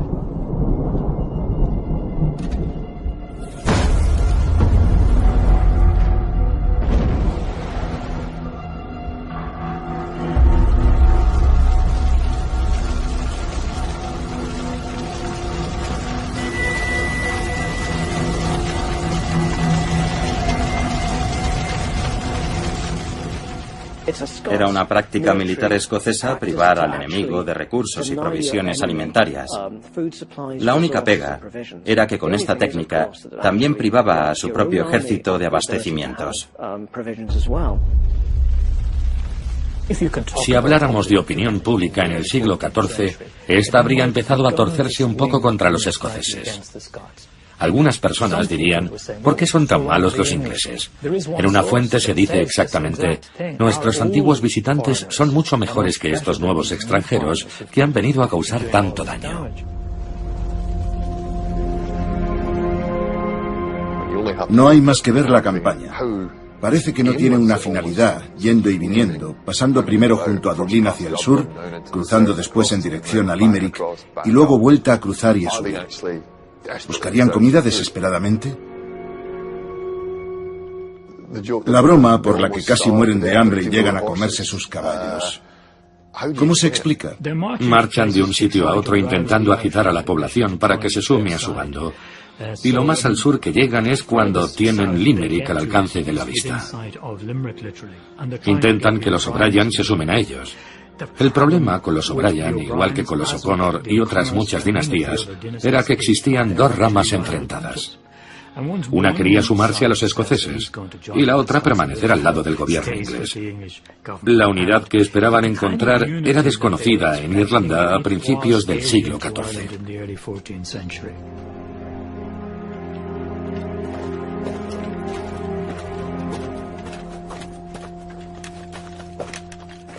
La traición acecha sin pudor en Irlanda, también en medio de la nobleza. ¿Y ahora qué, Roberto? Nunca exijas lo que tus fuerzas no te permitan reclamar. Retirada, a Carrickfergus.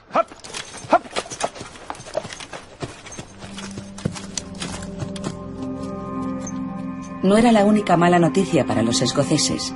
Un ejército de refuerzos ingleses había desembarcado en Youghal y se dirigía hacia el norte.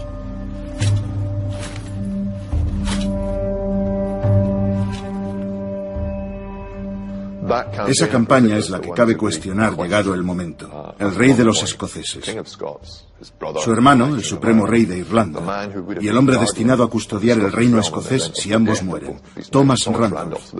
Es decir, los tres grandes dirigentes de Escocia están muy cerca de morir de hambre, de que les den caza y los asesinen, en un momento en el que Roberto de Bruce solo cuenta con su nieto para seguirle. ¿Por qué piensan que merece la pena? La última retirada de los escoceses fue con carácter definitivo. Roberto debía volver a Escocia, ya que los ingleses amenazaban con volver a invadirla. En mayo tomó un barco hacia su tierra natal. Irlanda les lleva a intentar abarcar demasiado, y por más que se propongan una política de dos frentes, solo pueden dominar uno eficazmente. Sospecho que, al cabo de un tiempo, los ingleses se dan cuenta de eso. Comprenden que, a menos que Eduardo de Bruce se comprometa a tomar de verdad algún lugar como Dublín, no conseguirán inclinar la balanza.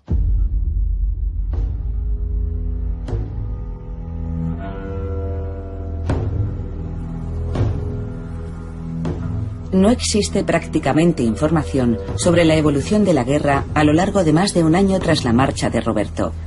Parece que durante muchos meses los escoceses, los irlandeses y los anglo-irlandeses se abstuvieron de continuar los combates. Quizá todos los bandos necesitaban recuperarse después de casi 3 años de guerra y hambruna.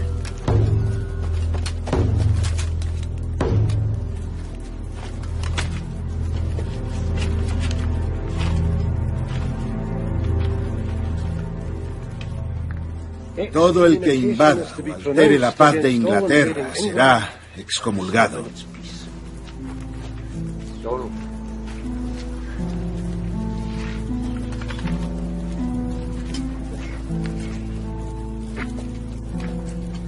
Vuestro hermano puede permitirse desafiar al Papa, pero si el cielo descarga su ira sobre mí y los míos, ¿qué será de nosotros?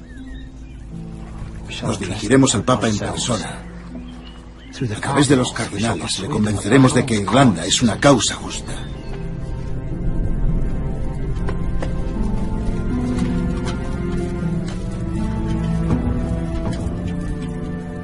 En 1317, O'Neill y otros líderes gaélicos enviaron una carta al Papa Juan XXII, la llamada Reconvención de los Príncipes Irlandeses. En ella explicaban por qué habían apoyado a Eduardo de Bruce contra los ingleses. De aquel tiempo en que los ingleses cruzaron las fronteras de nuestro reino con aviesa intención, con toda su fuerza y usando las destrezas que dominaban, tratando de destruir a nuestro pueblo y aniquilarlo del todo,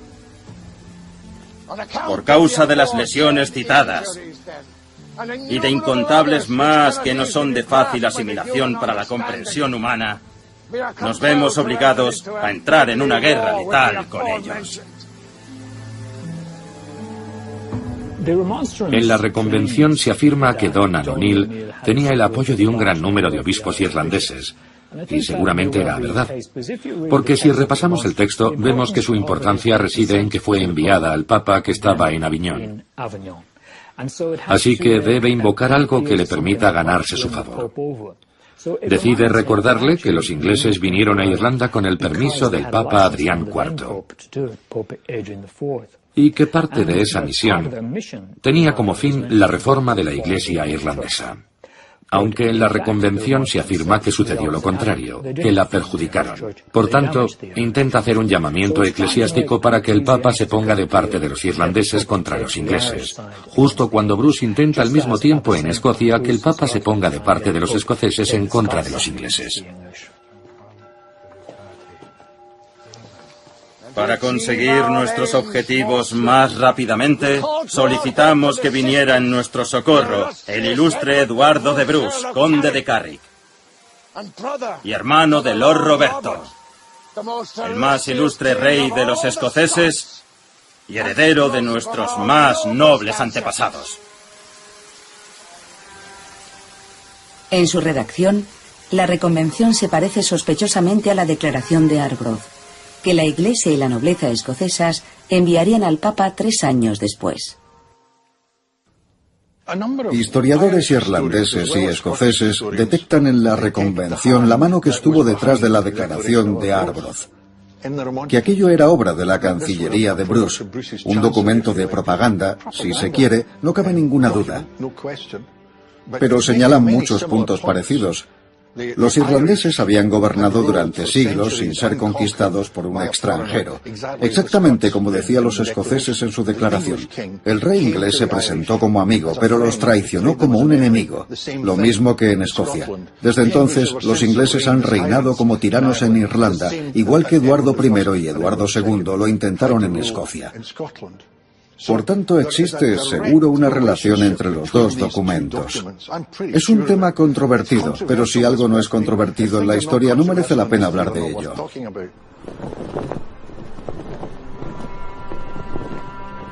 A decir verdad, si estamos luchando, no es por riquezas, ni por honor, ni por la gloria, sino por la libertad nada más, que ningún hombre honesto entregará, si no es con su propia vida. Pienso que ahí es cuando Bruce se inventa la llamada independencia escocesa. Bruce debió de darse cuenta de que mientras rindieran esa clase de lealtad a su clan y su familia, no sería posible construir un estado o una nación. Y pienso que fue cuando dijo, tenemos que darles algo superior, algo a lo que puedan aspirar. Los seguidores de Bruce enviaron una carta al Papa rogándole que influyera sobre Eduardo II para que reconociera a Bruce como legítimo rey de los escoceses y así poner fin a las terribles guerras. Le decían al Papa, si no lo hacéis, seréis responsable del derramamiento de sangre, y hacen dos pronunciamientos. Si Bruce decide someternos a nosotros o a nuestro reino al rey de los ingleses o a los ingleses, le apartaremos del trono y pondremos en él a alguien que sepa regir mejor nuestros destinos. Yo sostengo que se trata de la primera articulación de la teoría contractual o la monarquía contractual en Europa. Y a continuación declaran, mientras un centenar de nosotros continúe con vida, jamás nos rendiremos. Si estamos luchando no es por riquezas, ni por honor, ni por alcanzar la gloria, sino por la libertad nada más, que ninguna persona honesta perderá salvo con su propia vida. ¿Quién podría rebatirlo?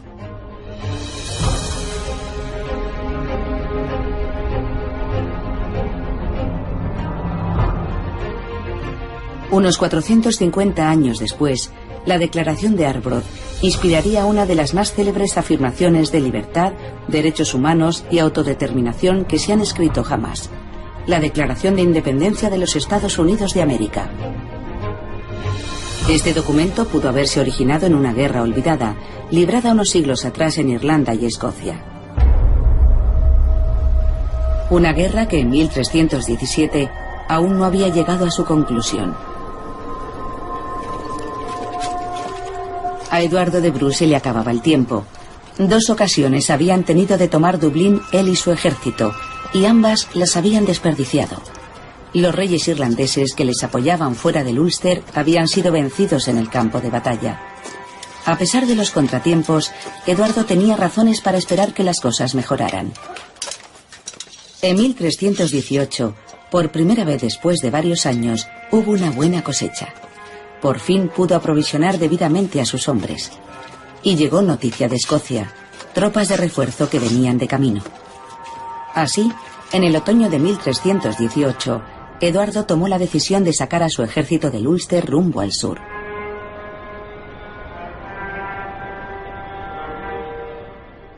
Roberto ha enviado refuerzos a Carrickfergus, y cabe preguntarse ¿por qué Eduardo decide de repente abandonar Carrickfergus antes de que el rey Roberto regrese?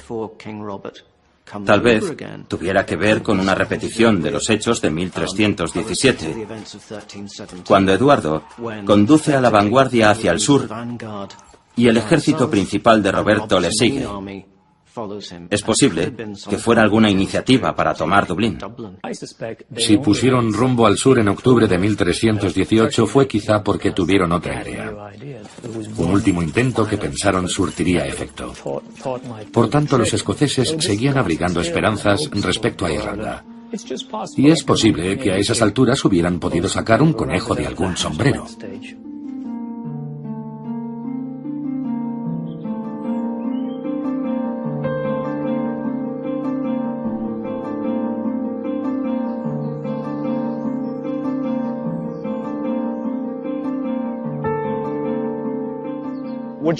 Estamos justo al sur del paso de Moray, una de las vías más importantes para acceder al sur desde el norte. Estamos en la colina de Fogart, justo a la entrada del paso, por lo que es un punto muy estratégico y todavía hoy muy importante. De hecho, en la época de las revueltas, esto era un foco conflictivo. Así que tiene todo el sentido que Eduardo viniera hasta aquí. Pero fuera por la razón que fuera, los anglo-irlandeses han sumado fuerzas y tienen a un gran ejército esperándole. Eduardo de Bruce debe tomar una decisión y, según cuenta Barbour, convoca a sus aliados irlandeses y todos vienen a decirle: no seas insensato. Ellos son muchos más. Nosotros solo contamos con 2000 hombres.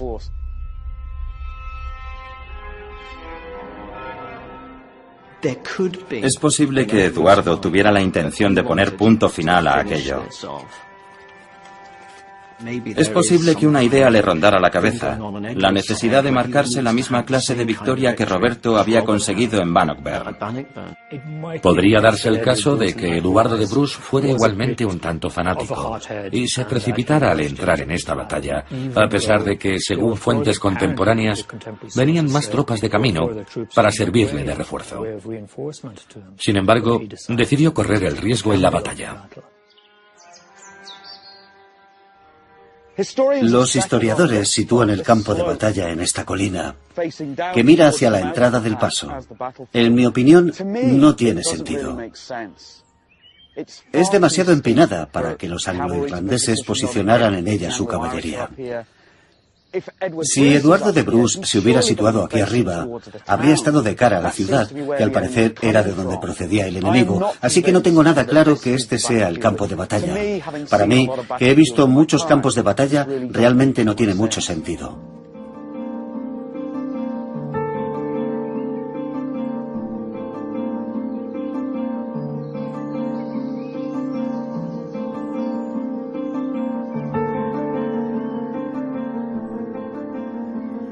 Siempre que he estado en un lugar de trascendencia histórica, me he encontrado con uno de estos. Es como una señal que dijera, aquí hubo una batalla. Y es la mota, una clase de fortificación anglo-irlandesa. Los normandos sobresalían en su construcción. Es un montículo de tierra que te permite tener una posición de ventaja. Y esta, en lo alto de la colina de Fogart, era la posición ideal para Eduardo de Bruce, desde donde podía ver todo lo que sucedía alrededor. Es el lugar ideal para plantearse dónde se libró esta batalla.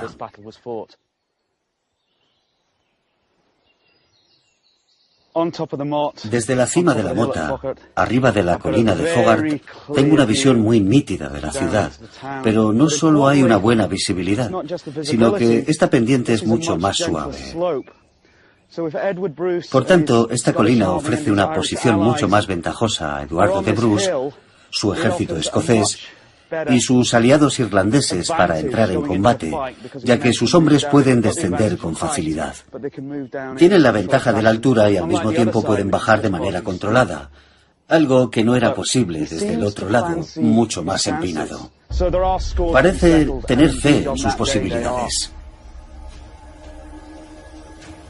Entonces, fuera de sí, Eduardo dijo, quien quiera ayudar, que ayude, pero tened la seguridad de que yo voy a luchar, sin más dilación. Nadie podrá decir que fuerzas superiores en número me han hecho huir. No permita Dios que se nos culpe por defender nuestra noble reputación.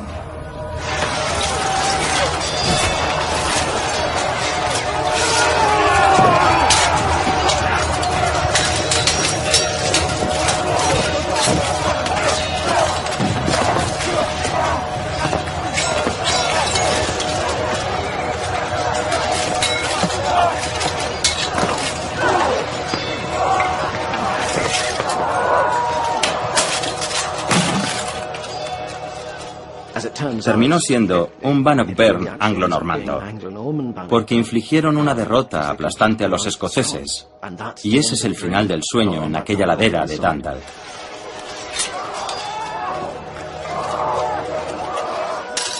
Tendría que haber ganado esa batalla. El individuo que lideraba las fuerzas anglo-irlandesas no era particularmente sobresaliente. Se llamaba John de Bermingham. Dirigía una fuerza más bien local, formada principalmente por hombres del propio condado de Louth, aunque había algunos del condado de Meath. Desde luego, no era un inmenso ejército estatal, y presumiblemente intentaron adelantarse a los Bruce, a su llegada a Dundalk, donde podían causar un gran daño. Si hubieran vencido al ejército de Bermingham en Fogart, los escoceses habrían tenido bastantes posibilidades de establecerse aquí, con carácter permanente.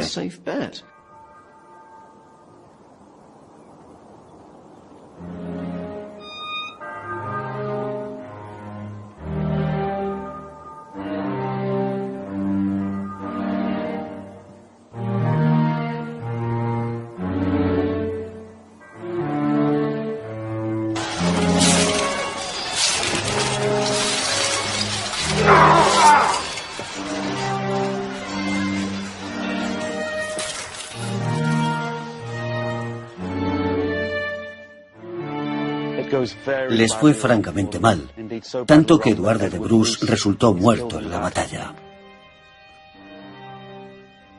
Su cabeza fue separada de su cuerpo, metida en una caja con sal y enviada a Eduardo II como prueba de su muerte. También cortaron sus extremidades y las enviaron a distintos puntos del reino como demostración de que el temido Eduardo de Bruce había sido vencido. Si fue así como sucedió, esta no puede ser la tumba de Eduardo de Bruce, pero es un monumento apropiado. Marca el fin de la historia de Eduardo de Bruce, el fin de la invasión de Irlanda por los escoceses. 3 años y medio de guerra, dolor y miedo tocan a su fin, en algún lugar próximo a esta cima.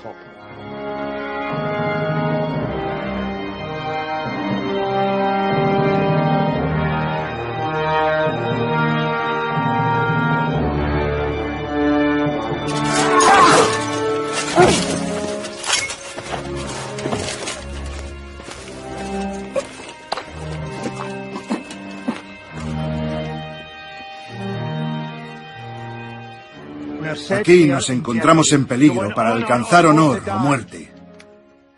Estamos demasiado lejos de casa para huir. Que cada uno se haga fuerte el ánimo para seguir.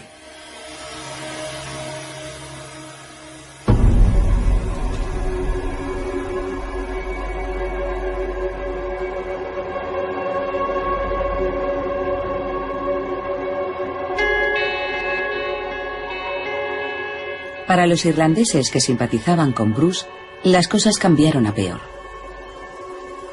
Los rivales de O'Neill, los O'Donnell, le atacaron y mataron a su hijo Soan. El propio Donald sobrevivió, pero su confianza en poder echar a los ingleses de Irlanda quedó hecha trizas. La guerra había terminado. Pienso que hay una parte en la que no le dicen la verdad al rey Roberto sobre el fracaso de la campaña en Fogart. Creo que era por decisión de su hermano Eduardo. Él pagaba el pato por lo que ocurría allí. Hasta es posible, a tenor de las escasas pistas que encontramos en su correspondencia, que fuera porque comprendía a los irlandeses y simpatizaba con ellos, mientras que Eduardo no. Eduardo no sabía realmente cómo tratarlos. Si uno lo piensa, ¿no parece muy normal que un tipo se plante de repente en la costa irlandesa y diga: «Vengo a ser vuestro gran rey»? Ellos le dirían: ¿y tú quién eres? Roberto de Bruce debió de pensar que, si él hubiera dirigido la expedición, el resultado hubiera sido distinto. Probablemente Barbour relató los hechos con toda la precisión de que era capaz cualquier fuente medieval, pero no hay que olvidar la diversidad de objetivos que tiene en mente y que su prioridad principal es encumbrar a Roberto, no a Eduardo. Así que reconoce a Eduardo su valentía y coraje, pero no necesariamente alaba su sentido común.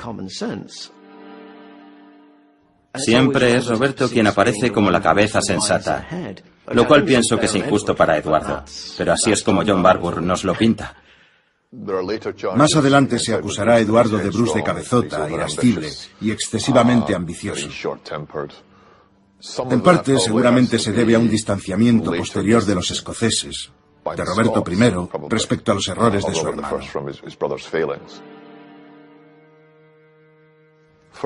Para Roberto, pienso que seguramente no hizo sino confirmar las dificultades de Irlanda, dificultades insalvables.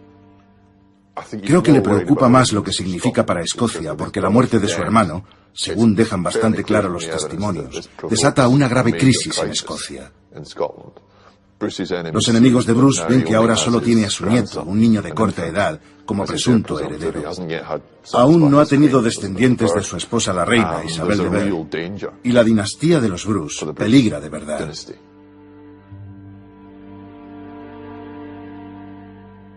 Pero la sombra de la desgracia pareció disiparse. En 1324, la esposa de Roberto dio a luz un hijo y heredero, David. Y en 1328, los ingleses reconocieron finalmente el derecho de Roberto a gobernar Escocia. Hasta hoy, es recordado como el mejor monarca que ha ocupado jamás el trono escocés.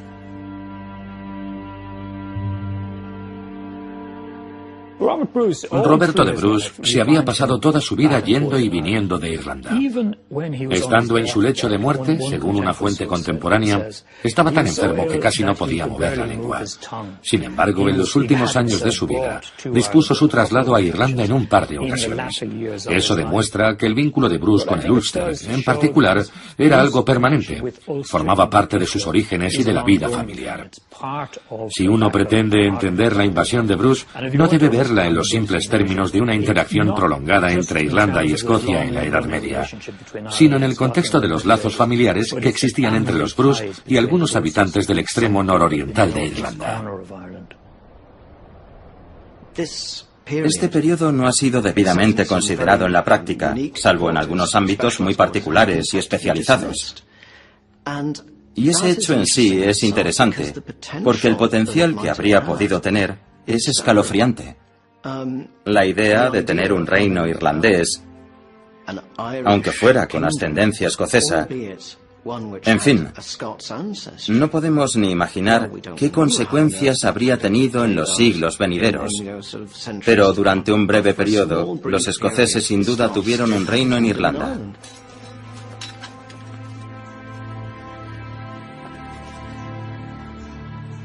Durante más de 3 años, Eduardo de Bruce fue el regente autoproclamado de ese reino, pero nunca logró inspirar y conducir a los irlandeses como Roberto a los escoceses.